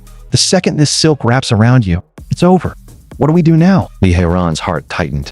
It had turned its head and switched its first target to Monique. Was it because it sensed that Monique was the lowest level person present and wanted to use her as the weak point to break through the team? Yet, just as the Spider King raised one of its legs high, ready to stab it straight into Monique the succubus, a sharp cracking sound suddenly rang out from the front. Monique nervously opened one eye, only to see that her beloved demon god, Lord, had already cut that spider leg clean off before it could reach her. With the blood spraying out from the Spider King's body, carried the same highly corrosive acid it used to repel enemies. And the instant it splashed onto Lee Hae-ran's clothes, a harsh, sizzling sound rang out. At that moment, Lee Hae-ran suddenly came up with an even better battle plan. With a single thought, a six-pointed magic circle appeared directly above the Spider King's head. As the Banshee descended in her graceful form, the endless cries of howling alpha immediately echoed throughout the cave. It still wasn't enough to make the Spider King panic and tear itself apart on the spot, but under that non-stop wailing, its resistance was being chipped away little by little. But just when Lee Hae-ran thought the situation was under control, the Spider King suddenly let out a shriek and unleashed a rain of highly toxic acid. Lee Hae-ran instantly ordered the Flame Witch to burn away the webs first and free Monique and the others. After that, he had everyone retreat into the Centaur's barrier and wait for the right opening. Then, relying on the poison resistance and magic resistance buffs he had gained from the arena, he ordered the tentacle monster to launch a full-force assault alongside him. As for Peter, he was naturally poison-aligned to begin with, so even with venom splashing all over him, all he felt was a faint sting. Before long, through the two of them working in sync, Lee Hae-ran's blood blade successfully stacked 3 layers of bleeding onto the Spider King. Lee Hae-ran judged inwardly that this fight was already going much better than his last battle against the tentacle monster in the arena. Right now, he had both abnormal status resistance and poison resistance backing him up, so both the duration and damage of any poison effect would be heavily reduced. But just then, the Spider King suddenly went berserk, curling its massive body into a tight ball like a giant wheel. It actually began using the wounds carved into its shell by the blood blade as spraying nozzles for its venom. As it rolled wildly toward Lee Hae-ran, it kept blasting out streams of corrosive acid from those open gashes. In no time, it smashed a huge crater into the cave wall, while even the falling rocks above were corroded with violent, sizzling sounds. Fortunately, Lee Hae-ran activated Blood Shadow Art in time and slipped behind the Spider King, barely avoiding disaster. But what was unsettling was that the Spider King suddenly turned around and stared straight at him. Lee Hae-ran's heart instantly went cold. Had it found him? Then it hit him. This thing had lived deep in dark caves for ages. It had never relied on sight to hunt in the first place, so Blood Shadow Art was useless against it. Yet at that exact life or death moment, the Spider King suddenly froze in place and stopped moving altogether. The reason was simple. The Banshee's continuously stacking howling alpha had finally taken effect. Now the Spider King had fallen into a confused state. Seizing the opening, the tentacle monster shot out all her tentacles, binding every limb of the Spider King tightly while simultaneously injecting toxins to poison it, draining a small amount of its maximum health every second. The tentacle monster cried out sweetly, "Demon God Lord, don't hold back because of me. Octopuses can regenerate, you know. Go ahead and hit us as hard as you want." The moment the Spider King was pinned down and completely immobilized by the tentacle monster, Lee Hae-ran decisively activated Blood Prison Burial. In an instant, countless pillars of blood erupted from the ground. Those blood pillars violently skewered the Spider King into a giant pincushion of flesh and blood. Because she was clinging so tightly to the monster, the terrifying shockwaves of the skill, along with the splashing venom, struck every part of the tentacle monster's body, making her cry out in pain on the spot. Even so, the Spider King still had one last breath left in it, and was still struggling desperately, trying to break free. Lee Hae-ran immediately followed up with another ranged grab skill, Demon Hand. He forcibly dragged the Spider King's body upward, even though it had already been nailed firmly into the ground. Then, with Lee Hae-ran slamming his left hand downward, the Spider King's flesh was instantly torn apart by the blood pillars. Chunks of its body broke apart and scattered all over the ground. Right after that, system notifications for level gains exploded one after another, allowing Lee Hae-ran to jump straight to level 42. At the same time, he unlocked a new skill, Fury of the Morning Shade. When his health drops below 10% and moonlight is shining on him, he enters his primordial vampire form, resets all skill cooldowns, and falls into a frenzied slaughter state. After killing the Spider King, Lee Hae-ran noticed that both the Centaur's and the Flame Witch's affection had risen to 70, while the tentacle monster's affection was already close to maxed out. Meanwhile, the tentacle monster could barely contain her excitement and hurried toward Li Haoran. "Master, didn't you say you'd reward me after we defeated the Spider King?" "The time has come." Li Haoran froze for a second, clearly not expecting her to be this eager. But before anything else could happen, the succubus cut in. "Now is not the time for that. You can regenerate, but Master Haoran can't. We should detoxify him and restore his health first." The tentacle monster finally calmed down a little. "You're right. I got carried away. If Master eats a regenerated piece of my tentacle, he can temporarily gain a certain level of regenerative effect. It won't last long, but it's enough to heal flesh damaged by the acid." Li Haoran looked at the tentacle being offered and still hesitated. "Aren't your tentacles usually poisonous? Are you sure eating this won't cause problems?" The tentacle monster quickly explained. "As long as I don't actively release venom, it'll be fine. Please don't worry, Master." Hearing that, Li Haoran stopped hesitating and bit off a piece of the tentacle, but the sharp and tingling sensation still made the tentacle monster let out an involuntary cry. The other followers instantly turned red, because no matter how they looked at it, this healing method felt strangely intimate. On the other side, the succubus and the banshee saw that it actually worked, and immediately became interested too. The tentacle monster said helplessly, "You lot are seriously troublesome. Since everyone's hurt to some degree, then let's just recover together." No one knew how much time passed, but after everyone had recovered, the atmosphere had become oddly charged. Even Li Haoran felt his blood surging and his heartbeat speeding up. Only then did the tentacle monster shyly explain, "I forgot to mention it, but this method has a small side effect. For a short time, everyone gets influenced by my emotional state." Li Haoran finally understood. "So that's why my body keeps heating up. I'm being affected by you." His expression shifted. If even he was reacting this strongly, the others were probably in even worse shape. With that thought, he turned and looked at the blushing followers behind him. The banshee was the first to complain. "I'm one of your ace supports too, Master. I put in plenty of work during that fight, and I cried my voice hoarse from start to finish. Don't I deserve some kind of reward too?" Seeing that, the succubus immediately joined in. "I know I held Master back this time, but I'll work even harder from now on. So, could I also get a little encouragement?" The flame witch looked unconvinced. "Other than Master, I did the most damage just now. If rewards are being handed out based on merit, I should be first." But the tentacle monster quickly pushed her way to the front again. "Don't listen to them. Without me, how would everyone have resisted the acid poison? And besides, I was the first one you promised a reward." Li Haoran's tone suddenly turned firm.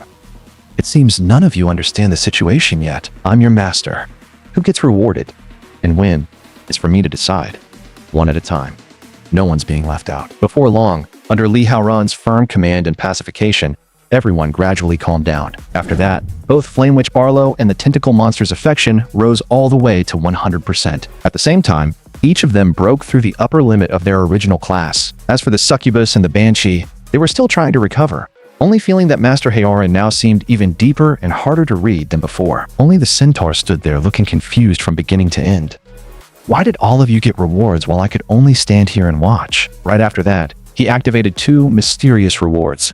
The first was a humanoid puppet capable of taking a fatal blow in someone else's place. The second was a one-time execution authority that could directly behead a target regardless of their strength. Although Li Haoran failed to draw peak blood this time, this authority that could directly remove the enemy's strongest combatant was still incredibly useful. Just then, a system prompt popped up, asking whether Li Haoran wanted to enter soul resonance with the two followers. Li Haoran had no intention of missing any chance to grow stronger, so he accepted without a second thought. Very soon, a blaze of fire surged out from Flame Witch Barlow's chest, leaving her overwhelmed by an intense wave of exhilaration. In the next instant, an exclusive piece of equipment appeared before Li Haoran's eyes.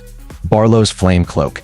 It massively boosted defense and stamina, reduced fire attribute damage by 50%, and even had a chance to inflict burn on enemies when he was attacked. At the same time, a strange purple radiance shone out from Tentacle Monster Peter's chest as well. Right after that, another exclusive item materialized, Peter's Venom Earring. Besides giving a huge boost to spirit and intelligence, it also had a chance to poison any target that took damage. Li Haoran then equipped all of the exclusive gear born from Soul Resonance with his 5 followers, and a massive surge of power instantly overflowed from deep within his body. With these pieces of equipment and the support of his followers, even without peak blood, he now felt bold enough to clash head-on with the Elite Center. After leaving the Spider Cave, Li Haoran went on to clear several more beast nests, seizing every second he could to level up as quickly as possible. Meanwhile, on the other side, Yu Tianxiang completely ignored the Evolver Association's arrangements and joined forces with the Justice Guild, along with multiple Evolver organizations of all sizes, to launch a massive purge of beasts within a 100-mile radius. Everywhere they went, no matter what kind of beast they encountered, it was slaughtered to the last. With little time left to live, Yu Tianxiang kept forcing himself to hold on to his final breath for one reason alone: to personally avenge his two sons. Those developments quickly reached Li Xuer's ears. Her expression immediately darkened. That old bastard Yu Tianxiang was openly violating the association's ban and leading that many people out of the city to go after Master. It was unforgivable. The moment that thought crossed her mind, Li Xuer rushed off in her car to warn Li Haoren. She absolutely could not let Yu Tianxiang have his way. She had to find Master before he did. She could not allow those people to ambush him. But a few hours later, Yu Tianxiang and Liu Yao stumbled onto the succubus village by pure accident. Narrowing her eyes, Liu Yao sensed the surroundings and said in a low voice, "There's still a faint trace of that beast's aura here. And this place isn't far from where young Master Yu Wen and Zheng Jie ran into trouble. This village is suspicious. Even if that beast isn't here right now, it's highly likely to be connected to this place. What do we do now?" Yu Tianxiang answered coldly, "I'd rather kill the wrong target than let the real one go. Kill them all. Leave no one alive. I'll make you taste what it feels like to lose what matters most." With that, Yu Tianxiang raised a hand and pointed forward. In the next second, the clouds overhead split apart, and massive meteors descended like blazing fire stars, crashing one after another into the center of the succubus village. The buildings collapsed like fragile toy blocks. Firelight erupted into the sky, and within moments the entire village was swallowed by chaos and a sea of flames. Before long, countless succubi came fleeing out of the village, decisively abandoning it and rushing for the outer perimeter. Among them was one succubus, whose overly heavy chest kept her from keeping pace with the retreating group. She stumbled hard, fell to the ground, and even twisted her ankle. A chill ran through her at once. Why were all those meteors only falling inside the village? This clearly was not some natural disaster. Someone was attacking them. The moment that realization struck her, several figures emerged from the thick smoke. One of the men stared at the fleeing succubi with excitement all over his face. So it really is a succubus village. Unbelievable. This is my first time seeing so many succubi in one place. This is getting me fired up. Such gorgeous creatures too. What a waste.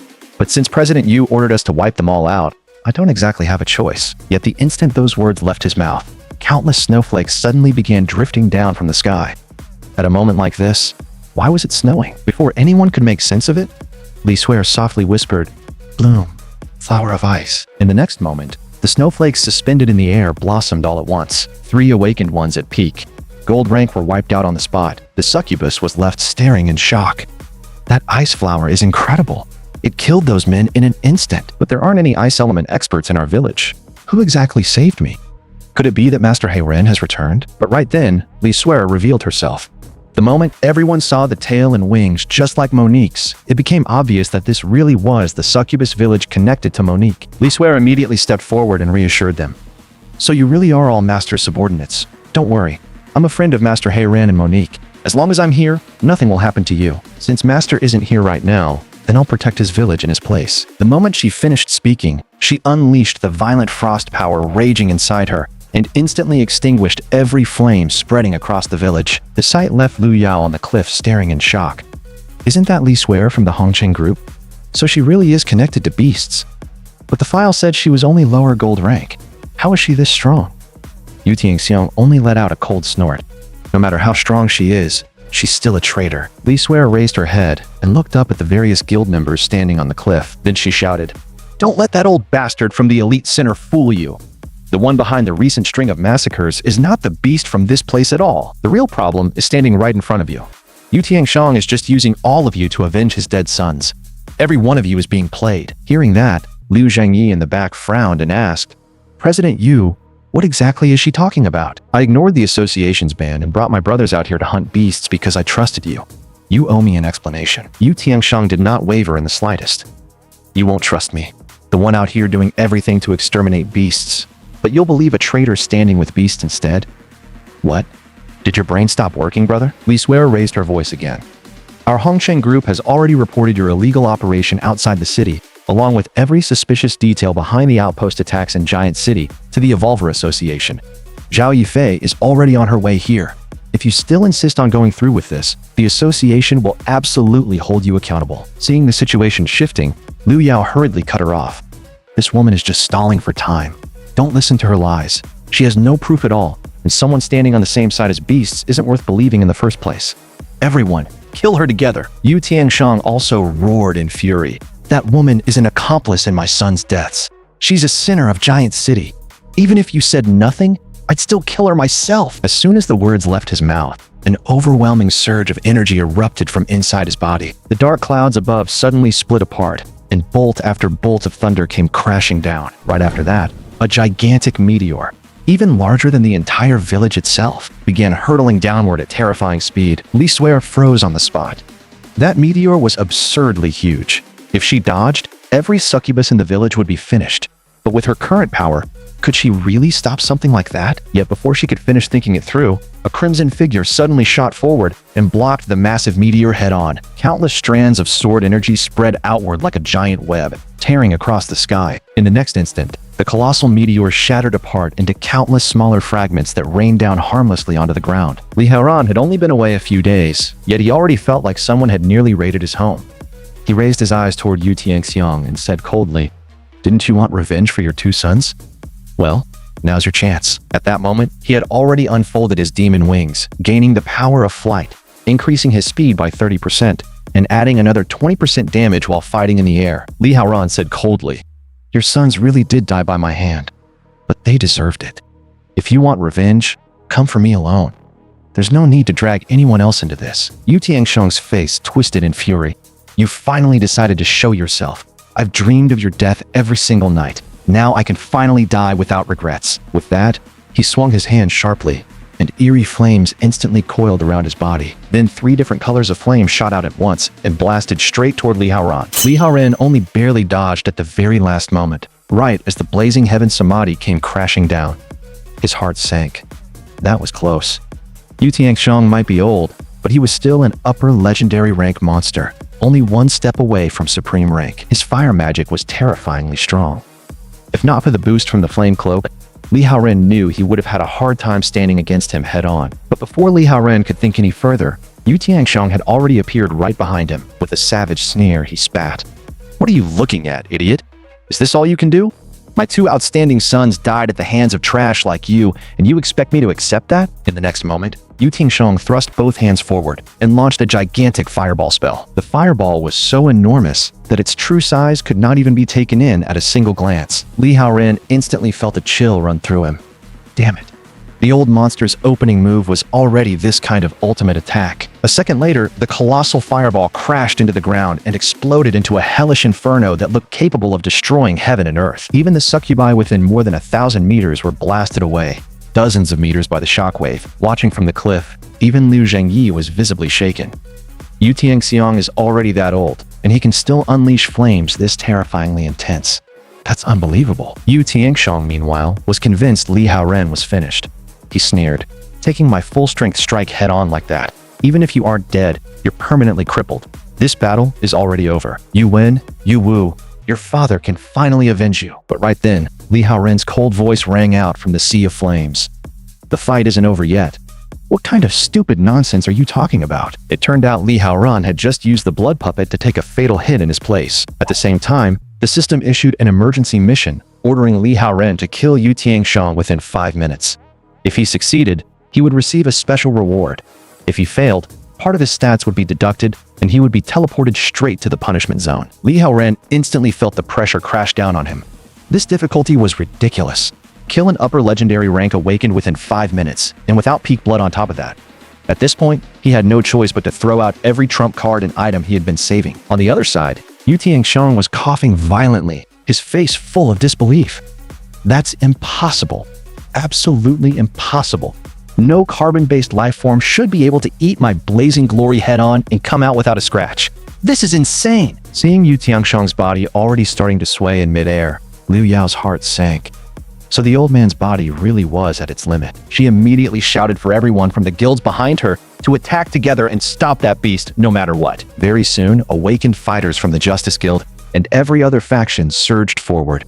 each of them yelling that evil could never be allowed to stand. At the same time, every one of Li Haoren's followers rushed forward as well, forcefully blocking the combined assault of the guilds. But this battlefield was actually exactly what Li Haoren wanted. Everyone was so focused on swarming him and tearing him apart that Yu Tianxiang was left with only that little nurse by his side. This was his opening. With that thought, Li Haoren raised one hand and condensed a crimson moon in his palm before hurling it high into the air. Very soon, that crimson moon hung above the battlefield, pouring out a rich, suffocating blood aura. Under its light, Li Haoren and all of his followers instantly had their attributes doubled, and that miniature blood moon would last for a full hour. Li Haoren felt power surging out of him in endless waves. Not only had his blood-based stats doubled, he had even created his own home field darkness with his own hands. Elsewhere, with their stats doubled, the Succubus and the Banshee were suddenly able to fight Luo Xuan, an upper star diamond rank awakener, on equal footing. As they exchanged blows, Luo Xuan sneered, "You two are actually pretty interesting. If you weren't beasts, you might have had a shot at debuting in my heavy metal girl group." On the other side, the Centaur, the Flame Witch, and the Tentacle Monster, with their stats doubled, were now also able to hold back Liu Zhengyi at peak legendary rank. Liu Zhengyi roared, "Don't think I'll go easy on you just because you're women. If anything, it only makes my fists hit harder. I don't care who the opponent is. I'll smash them all the same." Meanwhile, Yu Tianxiang was frantically injecting more drugs into his body. "I need more power to keep me standing." Liu Yao, however, looked panicked. She felt the dosage was already far too high and was afraid his body could not take it. And with his stats now fully amplified, Li Haoren had already chased Yu Tianxiang all the way to that spot. He stared at him coldly, full of mockery. Who would have thought? The mighty president of the elite center actually needs to rely on drugs like this just to keep fighting. Yu Tianxiang's medicine had not fully taken effect yet, so he could only bark an order at Liu Yao to stall Li Haoren. "Didn't you always want my inheritance? Hold him off, and I'll leave only your name in the will." In order to swallow all of Yu Tianxiang's wealth for herself, Liu Yao had no choice but to grit her teeth and twist her way forward to kill Li Haoren. But the instant her hand strike sliced out, all she saw was a blood-red afterimage. A chill shot through her. That beast had vanished. What terrifying speed. In the next second, Li Haoren appeared in front of Yu Tianxiang in the middle of a raised kick. Before Yu Tianxiang could even react, that kick slammed brutally into his face. And just like that, an upper legendary rank awakener was sent flying on the spot by a single kick. Li Haoren landed steadily back on the ground, then glanced down at the scattered syringes and suddenly found them strangely familiar. Those drugs were exactly the same as the ones Qin Zizhen had injected when Li Haoren took revenge on him. But seriously, just how many shots had this old bastard secretly pumped into himself? At that moment, Liu Yao had already rushed up again, panic written all over her face. Yu Tianxiang can't die just yet. He still hasn't changed the will. But right then, a violent blast of freezing wind suddenly tore through the area, followed by an eruption of savage snow and ice. In an instant, Liu Yao was blasted dozens of meters away by that terrifying frozen storm. Right after that, Li Suer stepped in and blocked Liu Yao's path. She said coldly, "That battle over there belongs to Master. You have no right to interfere. If you want to fight, then fight me." Liu Yao sneered in disgust. "How shameless. You actually call a beast your master. Even a freak like me thinks that's twisted." Meanwhile, on Yu Tianxiang's side, the rubble burying him began to shake violently. In the next instant, a massive column of flame erupted from underground, as if hellfire itself had ripped the earth apart. Looking at that explosive force, Li Haoren immediately realized that the drug coursing through Yu Tianxiang's body had fully kicked in. That old monster had pumped an outrageous amount of enhancement drugs into himself, and his body had instantly been dragged back to the absolute peak of when he was 18 years old. The very first thing he did after regaining that power was hunt down the vampire, who had killed his sons, and settle the score with his own hands. Even Li Haoren felt a flicker of caution rise in his chest. The energy pouring off that man was monstrous. Even with his own stats doubled, he still might not be on the same level. No wonder the old man was so crazed with excitement. But power forced out through drugs always came with a massive backlash. Under normal circumstances, Li Haoren would only need to stall and let the old man destroy himself. The problem was that the system's time limit no longer allowed him to drag this out. At the same time, Yu Tianxiang slammed one palm into the ground and poured all of his flames deep beneath the earth. That power instantly split into more than a dozen shockwaves and blasted straight toward Li Haoren. Li Haoren instantly sensed the deadly danger in them and threw himself into motion, weaving between the shockwaves at terrifying speed. He judged the situation in an instant. Yu Tianxiang's momentum was too overwhelming right now, so there was no way he could afford to clash head-on. He had to keep dodging and wait out the opening, but the system kept warning him that time was almost gone. Even so, Li Haoran forced himself to stay calm. He knew perfectly well that if Yu Tianxiong caught even the smallest flaw, he would die on the spot. He had to endure and wait for the one strike that truly mattered. But in the very middle of that thought, Yu Tianxiong suddenly appeared behind him like a ghost and snarled, "Why are you running? I'm in one hell of a mood right now, and you're the perfect thing to vent on." With that, Yu Tianxiong drove a punch straight into Li Haoran and smashed him down into the ground. The surrounding rocks split apart in layers, spreading outward like a giant spiderweb of cracks. Taking advantage of Li Haoran being injured, Yu Tianxiong then dived straight down and crashed toward the ground again. The impact looked like a meteor striking Earth, kicking up a storm of dust and broken stone while tearing apart everything in the surrounding area. Maybe he had taken too many drugs, or maybe he had simply gone insane. But Yu Tianxiong rammed even his own head into the ground like a madman. And yet, no matter how wildly he attacked, Li Haoran was nowhere to be seen. In truth, Li Haoran had already used blood shadow art and hidden nearby, waiting in silence. The mountain stone structure was loose and brittle to begin with, so it simply could not endure repeated attacks of this level. Deprived of his target, Yu Tianxiong's aura only grew more violent, and when he still could not find Li Haoran, he started screaming curses in every direction. But then, all around them, the mountain itself suddenly began to split apart on a massive scale. Only then did Yu Tianxiong realize that his attacks had been too destructive and had directly triggered a landslide. Soon, the deafening roar of collapsing mountains shook the entire valley as massive boulders tumbled down and formed a terrifying sea of stone. Yet that lunatic only grew more delighted. Throwing his head back, Yu Tianxiong laughed wildly. "Ha ha ha ha! So this is how powerful I've become? Even an entire mountain can't withstand my fury." As the peaks collapsed and the earth cracked open, the whole landscape looked like a living hell. Watching the scene, even Liu Yao was horrified. That power is insane. That old man really injected every last dose into himself, but that drug still isn't stable. His body can't possibly handle it. A backlash is guaranteed, and with that ridiculous amount, the consequences could be even worse. On Li Haoran's side, less than a minute remained on the emergency mission timer. He finally lost patience with waiting. In the next instant, he activated the beheading authority that ignored a target's strength altogether. At once, pillar after pillar of stone wrapped in chains burst up from underground, more than 10 of them in all, rising in a perfect ring. And the moment they appeared, an eerie, oppressive aura spread through the battlefield. Even Liu Zhengyi, a fighter at peak legendary rank, felt a chill run down his spine at that presence. The moment she saw her master finally unleash his killing move, Monique the succubus at last let go of the fear weighing on her heart. Very soon, chains shot out from all 12 pillars at once, surrounding Yu Tianxiong and binding him from every angle. No matter how he roared and struggled, he could not break free. Yu Tianxiong bellowed in rage. "You filthy bastard! How dare you ambush me? You think this kind of trash can really hold me down?" At that moment, Li Haoran dropped his invisibility and slowly appeared in front of Yu Tianxiong. His voice was ice cold. "Don't get the wrong idea. This execution rack isn't here to restrain you. It's here to take your head." The moment Yu Tianxiong heard the word beheading, even his drug-flooded mind seemed to sober up a little. But at that point, there were only 16 seconds left on the mission timer to kill Yu Tianxiong. Li Haoran had no intention of wasting another second, so he immediately issued the execution command. Cold sweat burst out across Yu Tianxiong's face as he roared hysterically, "Stop, you bastard!" But while he was still screaming, the chains wrapped around the execution frame had already begun tightening and pulling in unison. In the next instant, they tore his entire head clean off his neck.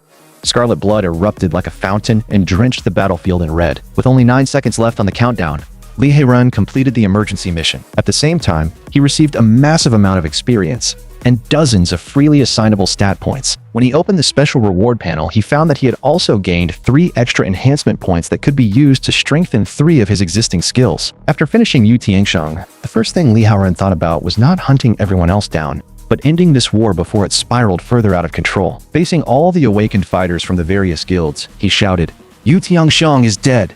Everyone, stop right now. Today was only a personal grudge between me and Yu Tianxiong. It had nothing to do with the rest of you. Yu Tianxiong just used some tricks to drag you into this mess. I'm not interested in making things harder for you today. I only came to kill Yu Tianxiong. If you know what's good for you, throw down your weapons and get lost." Liu Yao's mind raced. Yu Tianxiong had already pumped himself full of drugs to that insane level, and even then he still lost. This beast's strength was terrifyingly deep, but at the same time, he was actually letting them leave. That did not feel like the way a beast would act. The more she thought about it, the stranger it felt. Why would he do that? Is it really mercy? Or has that last move already drained him dry, leaving him bluffing with an empty shell? But whatever the truth was, Liu Yao saw no benefit in gambling her life on it. So she immediately slipped away from the battlefield in disgrace. At the same time, the elite center lackeys all revealed their cowardice, hurriedly cutting ties with Yu Tiangshang and scrambling to flee the area. They kept muttering that they had already done enough, and there was no reason to keep fighting a monster like that. The smartest thing to do was run before he changed his mind. Seeing that, Flame Witch Barlow looked openly displeased. What is Master Haoran doing? He's just letting all those people walk away for free. If it were up to me, I'd skewer the whole lot of them and turn them into cumin roasted meat. But the tentacle monster Peter had already more or less figured Li Haoran out. Their leader is dead, but they still outnumber us. If this really turned into an all-out bloodbath, the ones who'd pay the price would be us. Master Haoran is protecting us. Very soon, 30 short seconds passed in a blink. Li Haoran looked again at the two guild leaders, a trace of confusion in his eyes. Everyone else already ran for their lives. Why are you two still here? Are you trying to end up like Yu Tiangshang, with your head and body in two different places? Faced with Li Haoran's killing intent, Liu Jingyi still stood firm and said, I'm not afraid of dying. What I'm afraid of is my brothers from the Justice Guild dying for nothing at your hands.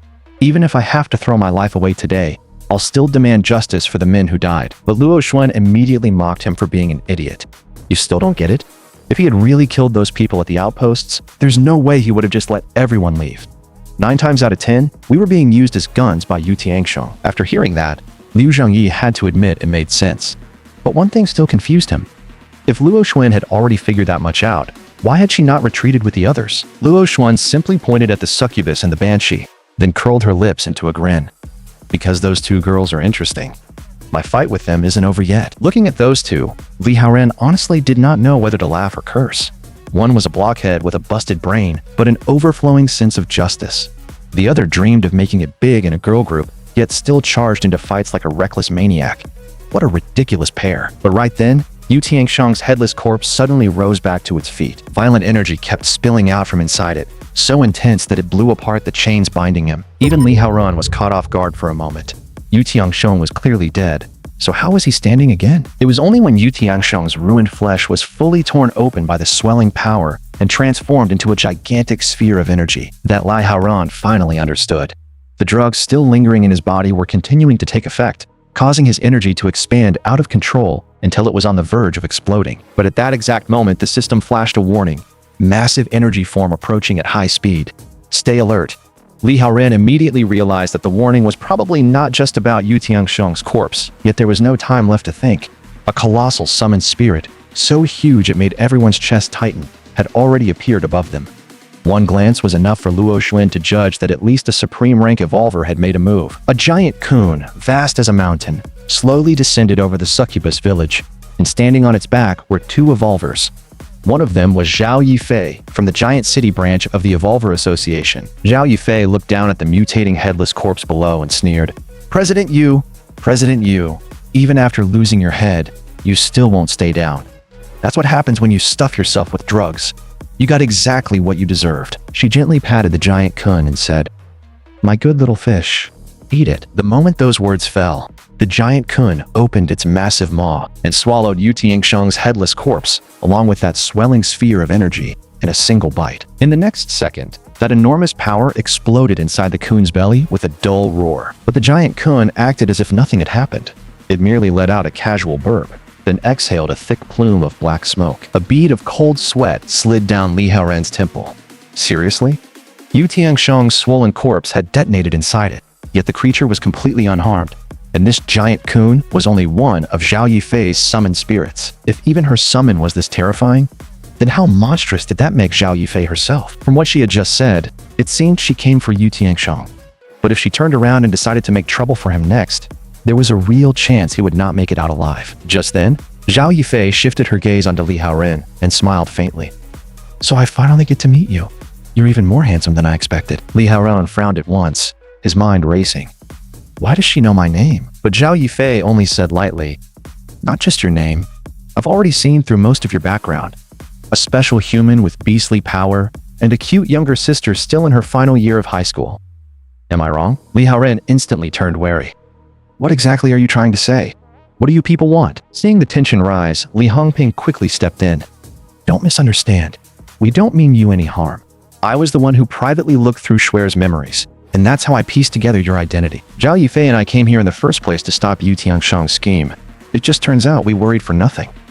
Hearing that, a strange look flashed across Li Haoren's eyes. The way she had spoken to Li Suer just now was far too natural and intimate. Could it be that she was... Li Suer lowered her head and apologized softly. "I'm sorry, Master. She's my mom. She has the ability to read other people's memories.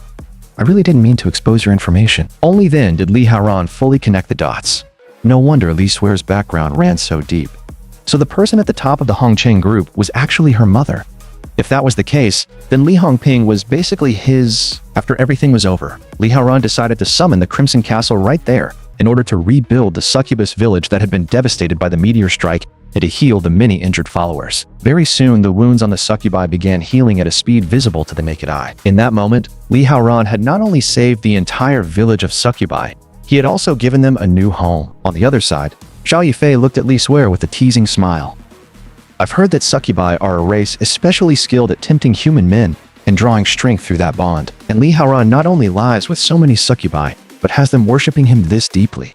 That alone tells me he's far from ordinary." Li Suer clearly knew the truth, but hearing it said so bluntly still made her cheeks burn, leaving her too embarrassed to answer properly. Right as they were still talking, Li Haoren suddenly walked over. Looking at Zhao Yifei, he said flatly, "You didn't go to all this trouble just to ask about pointless private matters, did you?" Zhao Yifei quickly waved her hands and laughed. No. That was just a little personal curiosity. I came to talk business. Can we go somewhere more private? There are a few things I want to discuss with you alone." Soon after, Li Haoren brought Zhao Yifei by herself into the meeting hall inside the Crimson Castle. The moment they sat down, Li Haoren went straight to the point. "You already know my background, and you found my sister too. But instead of using that against me, you came to talk. So I'm guessing you've taken an interest in my abilities and want to recruit me." Zhao Yifei smiled, clearly impressed by how direct he was. "I am very interested in your case. You started as an ordinary person with a congenital condition and no talent to speak of. Yet after being attacked by a beast, you didn't die. Instead, you awakened an extraordinary beast-type power. In a sense, that could be called a form of acquired evolution." Hearing that, Li Haoren paused to think. From their point of view, defining his transformation that way really did make sense. Zhao Yifei continued, "That's why I want to formally recommend you to join the Evolver Association. You carry both human and beast traits, and your abilities could help us handle many missions that ordinary evolvers simply can't. If you agree to join, I can apply for special treatment on your behalf. As long as you and your succubus followers don't actively harm people, the association will grant you official protection. You won't be hunted by state-sanctioned extermination teams anymore. As long as you don't stir up public chaos, I can even arrange limited freedom of movement for you in the city. As for your sister, the association can also secure the best academic and future placement for her, letting her stay far away from danger and conflict and live a stable life. That should matter a lot to you, shouldn't it? Think it over." But Li Haoren barely hesitated before answering, "There's no need to think it over. I'm satisfied with the terms you've offered. I accept." In truth, even though Li Haoren could suppress his beast aura and move through human society, the restrictions on him were still severe. With an officially recognized identity, almost everything would become easier. For the current him, that mattered immensely. Zhao Yifei clearly appreciated that kind of decisiveness. She nodded and said, "Good. Since you've agreed, we'll begin with the standard procedure, baseline sampling and an ability assessment." Li Haoren frowned slightly. "Sampling what exactly?" Zhao Yifei took out several specialized vials and scanning tools. "Routine samples, saliva, blood, and readings related to your anomalous energy output. Since what you awakened is beast-type power, we need a full examination." With that explanation, Li Haoren relaxed a little, though he still looked somewhat uneasy. Before long, he provided the first saliva sample, then the second blood sample was collected as well. After that, Zhao Yifei directed him into a specialized examination area for a full-body scan of his energy responses and physical indicators. Watching the values flicker across the instruments, Zhao Yifei's eyes brightened slightly. "So that's it," she thought. "No wonder he can hold so many succubi in line. The beast potential inside him is even more extraordinary than it looks." Li Haoren grew visibly uncomfortable under her gaze and finally said, "If you keep staring at me like that, this is going to get awkward. So, how did the results turn out?" Zhao Yifei said helplessly, "I have to supervise the full procedure myself. That's the only way to make sure every sample truly comes from your body." Li Haoren looked a little speechless, but in the end he could only continue cooperating with the process. Zhao Yifei's face warmed slightly, though she still forced herself to sound calm. Don't you have succubus followers? If any part of the examination needs assistance, let them help. They're naturally better at taking care of people anyway. So Li Haoran followed her suggestion and brought Monique inside. The moment she heard she was being asked to help with Master's examination, her eyes lit up. She said seriously, "Since Master has entrusted something this important to me, I absolutely won't let him down." Then she carefully began assisting with the rest of the procedure. Meanwhile, outside the meeting hall, Li Suer waited while quietly eating fruit. Even so, she still could not help feeling a little uneasy. She could already guess that Zhao Yifei had asked to speak with Master alone because she wanted to recruit him into the association. But the fact that Monique had been called inside partway through still made the whole thing feel strangely suspicious to her. Inside the hall, the only sounds now were the faint noises of instruments running and samples being processed. Li Haoran could not help thinking that Monique might not look experienced. But when it came to helping with the examination, she was unbelievably careful. Was that another natural gift of the succubus race? Meanwhile, Monique silently resolved that if she could not contribute much in battle, then at times like this, she absolutely had to do her part well. Watching the scene, even Zhao Yifei felt a little conflicted. She had only made the suggestion casually, yet Li Haoran had actually brought a succubus in to help him finish the process. Before long, the last test was finally completed, and the meeting hall fell quiet again. Afterward, Zhao Yifei nodded in satisfaction. "Good. Saliva, blood, and the rest of the required samples have all been collected. Thanks to both of you. I'll send everything to headquarters for analysis as soon as possible." Monique immediately looked toward Li Haoran and softly asked whether her performance had satisfied Master. Letting out a long breath, Li Haoran nodded and said he was very satisfied. She had genuinely been a great help. Seeing that everything had been settled, Zhao Yifei stopped lingering. "All right, my purpose for coming here has been fulfilled. This place has just gone through a huge battle, and there's a mess everywhere.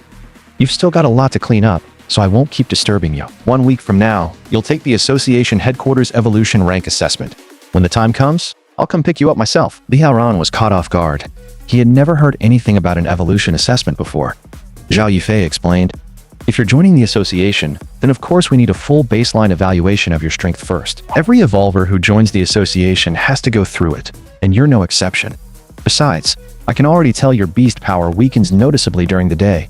Your true advantage probably appears at night, doesn't it? That's why I'll try to schedule your assessment at the end. By the time it's your turn, it may already be dark." After hearing that, Li Haoran could not help feeling a chill of surprise. The perception of a supreme rank evolver really was terrifying. Zhao Yifei then teased him with a smile. "I'm offering you terms this good, so when the time comes, you'd better perform well. Aim for a high rank and help make me look good too." Yet outside the window, unnoticed by everyone else, a single tentacle had quietly crept up and was secretly peeking in. The moment Li Suer noticed it, she immediately scolded the tentacle monster. "You've got some nerve, spying on Master like that. That's not how a proper subordinate behaves. So what exactly did you see?" The tentacle monster only let out a mischievous laugh. "Naturally, I saw something pretty incredible." Right after that, the tentacle monster made a strange little hand gesture near her mouth, acting all mysterious about it. Li Suer immediately flushed and stared at the gesture in confusion, half understanding and half not, wondering what on earth it was supposed to mean. Just as the two of them were discussing it in full swing, Li Haoran suddenly appeared behind them. "What are you two talking about? Why do you both look so embarrassed?" Li Suer quickly copied the tentacle monster's gesture and asked, "Master, what does this even mean?" Li Haoran froze on the spot, his ears turning red. In the end, all he could do was answer vaguely, "That kind of thing. You'll understand eventually." Before long, night fell. Standing alone atop the castle, Li Haoran sank into thought. Even though he had killed Yu Tiangsheng in full view of everyone, the truth was that he had only managed it through the Blood Moon boost and the Execution Authority. If he entered the association assessment with nothing but his current real strength, his result would probably fall short of their expectations. If that was the case, then why was the association willing to offer him such favorable terms in the first place? He only had 7 days left. He needed to grow stronger as fast as possible, at least enough to make the association feel that granting him special treatment was fully justified. Just then, Monique suddenly appeared behind him and asked softly, "Master, are you troubled by the evolution rank assessment?" Li Haoran looked surprised. "Monique, how did you know what I was thinking?" Monique answered seriously that she knew Master had always been chasing greater power, and she also knew this assessment was extremely important to him. "So, if Master isn't afraid of some hardship, then I may have a way to help you grow stronger very quickly." Li Haoran's eyes lit up at once. "Of course I'm not afraid of hard work. Tell me, what is it?" Monique lowered her voice. "Master should have heard the old rumors about the succubus race, right? They come from a special gift passed down by our ancestors. Our ancestors could use an extremely intimate form of energy exchange to draw essence and power from a partner and strengthen themselves. The succubi in the village no longer rely on that method the way the old bloodlines once did, but the ability is still deeply engraved into our race. And it doesn't only work one way. It can also be reversed, allowing a succubus to transfer her own power into master. Li Haoran quickly caught on, and his expression turned complicated. So what you're saying is, we could use the succubus bloodline's inherited ability and have the village's succubi help strengthen me through energy transfer. Monique blushed and nodded. It would make things a little hard on Master, but it really is one of the fastest methods. Master Haoran, you didn't just help us eliminate the half-orc threat, you also rebuilt our burned village into the castle we have now. To everyone here, you're already something like a guardian god. If it's to help you grow stronger, they'll all be willing to cooperate. Li Haoran still twitched at the thought. That may be true, but there are 200 succubi in this village. However I look at it, this sounds like it might kill me from exhaustion. Still, leaving such an enormous resource unused right beside him did feel like a waste. I already tried raising the affection of other succubi to the maximum, but aside from Monique, none of them could trigger mysterious rewards, and soul resonance wouldn't form either, which means that if I want to get stronger through them, then this path might actually be the only one left. After a fierce inner struggle, Li Haoran finally nodded with a flushed face. Since you've put it that way, then let's try it first. The moment she received the demon god lord's approval, Monique lit up with excitement. Really? Then I'll go call everyone right now. Before long, a portion of the succubi from the village had gathered inside the castle. They surrounded Li Haoran, each of them visibly thrilled. Master, you were the one who agreed to this, so you can't say we're taking advantage of you. If this is for Master Haoran's growth, then we'll all do our best. Li Haoran could not help feeling a little tense himself, but he still gritted his teeth and said, then come on.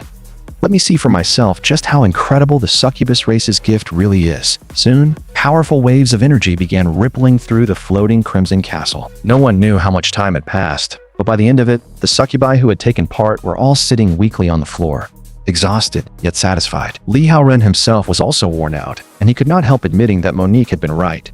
The succubi truly could transfer their power into him this way.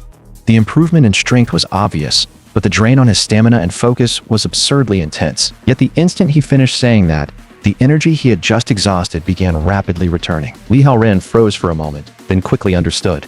The Crimson Castle did not merely restore health and mana, it restored the entire body back to its optimal state.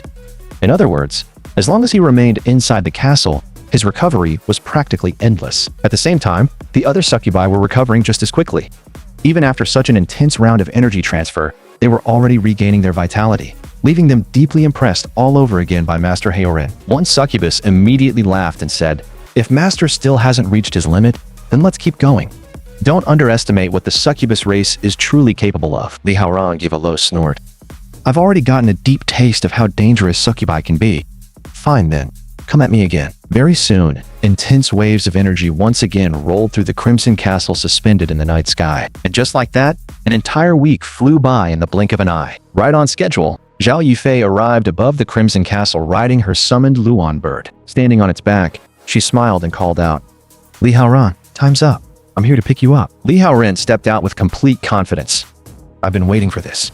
Let's go. Soon after, he boarded the Luan bird and followed Zhao Yufei toward the Evolver Association's Alliance headquarters. But along the way, Zhao Yufei kept feeling that the man in front of her seemed somehow different from the way he had been a week ago. Li Haoran only smiled and shook his head. How could that be?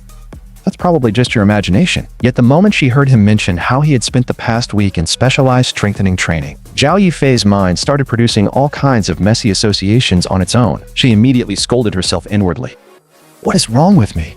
Why does my mind keep drifting in such weird directions? Ever since seeing the succubus assist Li Haoran with those examinations before, her train of thought had somehow gotten less and less clean. Seeing Zhao Yufei's face turn slightly red, Li Haoran could not help asking, what's wrong with your face? Are you feeling sick? Zhao Yufei immediately looked away. Quit talking. It's none of your business. Li Haoran laughed silently to himself. For someone who was already a supreme rank powerhouse, she sure had a surprisingly tsundere side. Meanwhile, at the Evolver Association Headquarters Assessment Center in B City, countless Evolvers were lining up to undergo the association's rank evaluation. As long as someone reached mid-silver rank, it was practically the same as earning a ticket into the training system of a major power. So most people were only aiming for silver. But the moment everyone heard that someone had actually scored upper gold rank, Countless envious eyes turned in that direction. There stood a red-haired young man at the entrance, shouting with smug pride, "Do you people even understand what it feels like to be rated upper gold rank at 18? Come on, hurry up and bow to this genius. If you want my autograph, line up properly. Everyone gets a turn." But compared to admiration, far more people only felt that Ma Fugui was ridiculously arrogant. Just then, something suddenly came hurtling down from the sky and crashed heavily right in front of the assessment center. The impact was so absurdly dramatic that every evolver present turned to look. People immediately started shouting, wondering if a meteor had really just smashed into the assessment center. But when the dust slowly cleared, what appeared before everyone was not some falling rock at all, but a supreme rank evolver with a figure so flawless it almost looked unreal. Lin Yingying glanced around the area and quickly realized she had arrived a little too early. The human with beastly power had not shown up yet. The moment all the male evolvers saw Lin Yingying descend from the sky, they were practically stunned in place. Some of them could not help blurting out that she looked even better in person than she did on television, while others were baffled about why someone of her status would personally come to an assessment center. Even the hopeless narcissist Ma Fugui immediately assumed that news of his upper gold rank evaluation had reached the ears of a true big shot. He instantly started floating, muttering smugly to himself, "Is Lin Yingying here specifically to recruit me? If joining her guild means living in a mansion and driving luxury cars, I guess I can reluctantly accept it." But the moment those words left his mouth, an icy voice sounded right beside his ear.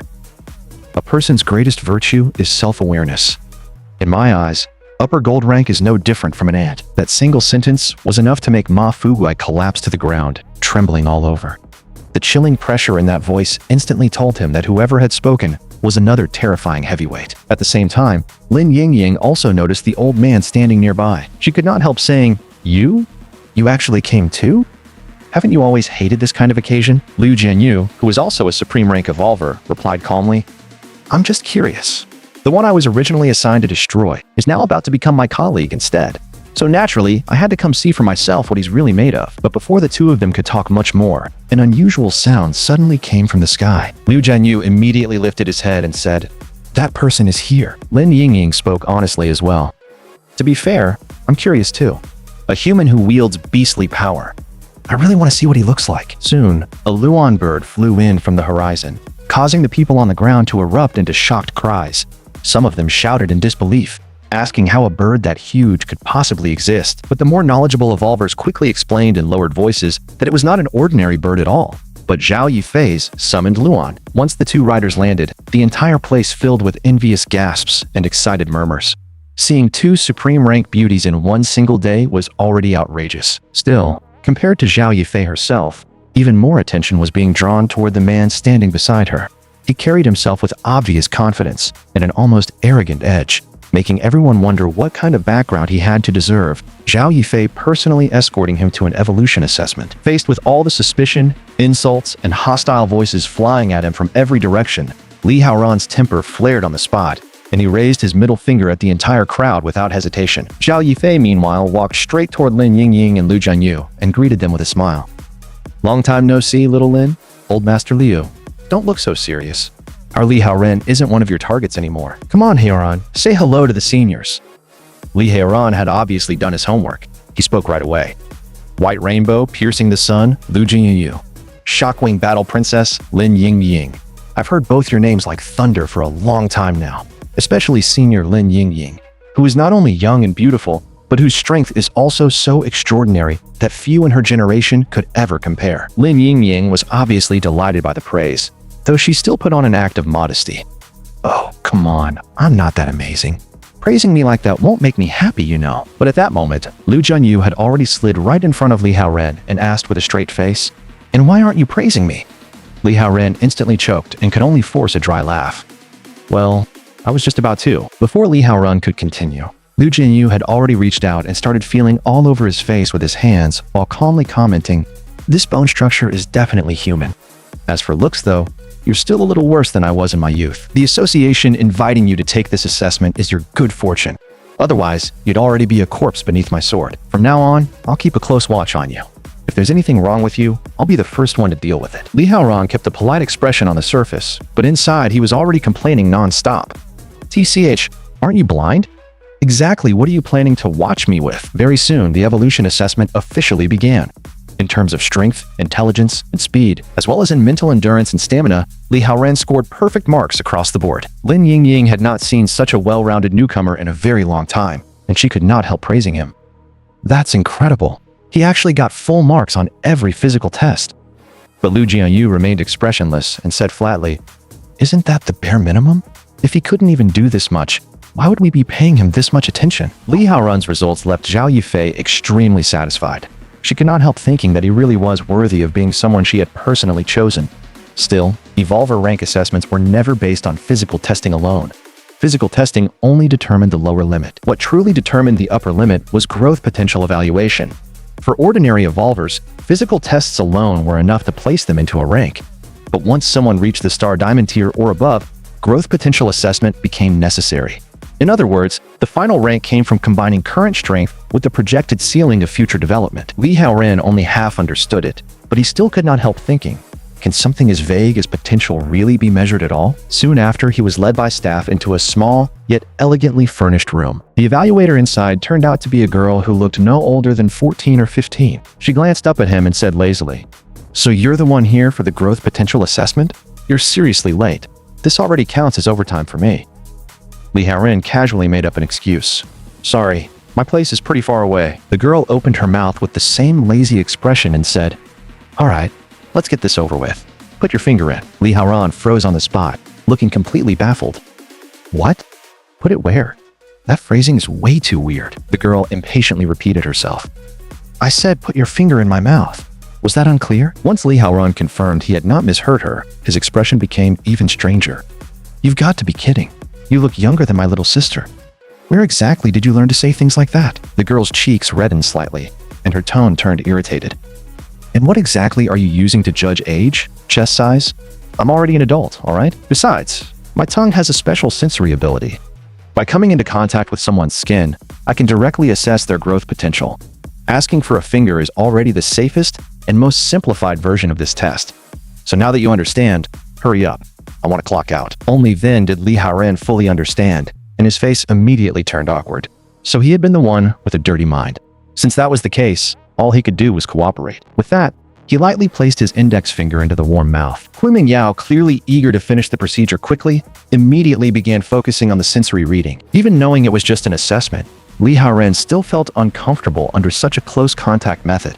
The whole scene just felt strange no matter how he looked at it. But in the very next moment, cold sweat suddenly started pouring down Kui Mingyao's forehead. Her consciousness sea had been forcibly dragged into Li Haoren's growth space. That place was saturated with a crimson, overwhelming scent of blood, so oppressive that it made her instinctively tremble with dread. Almost reflexively, she tried to glimpse what kind of being Li Haoren would become at his absolute peak. Yet just as she prepared to probe deeper, a voice so horrifying it made her scalp crawl suddenly echoed through that space. "A mere human dares to pry into the demon god's true form.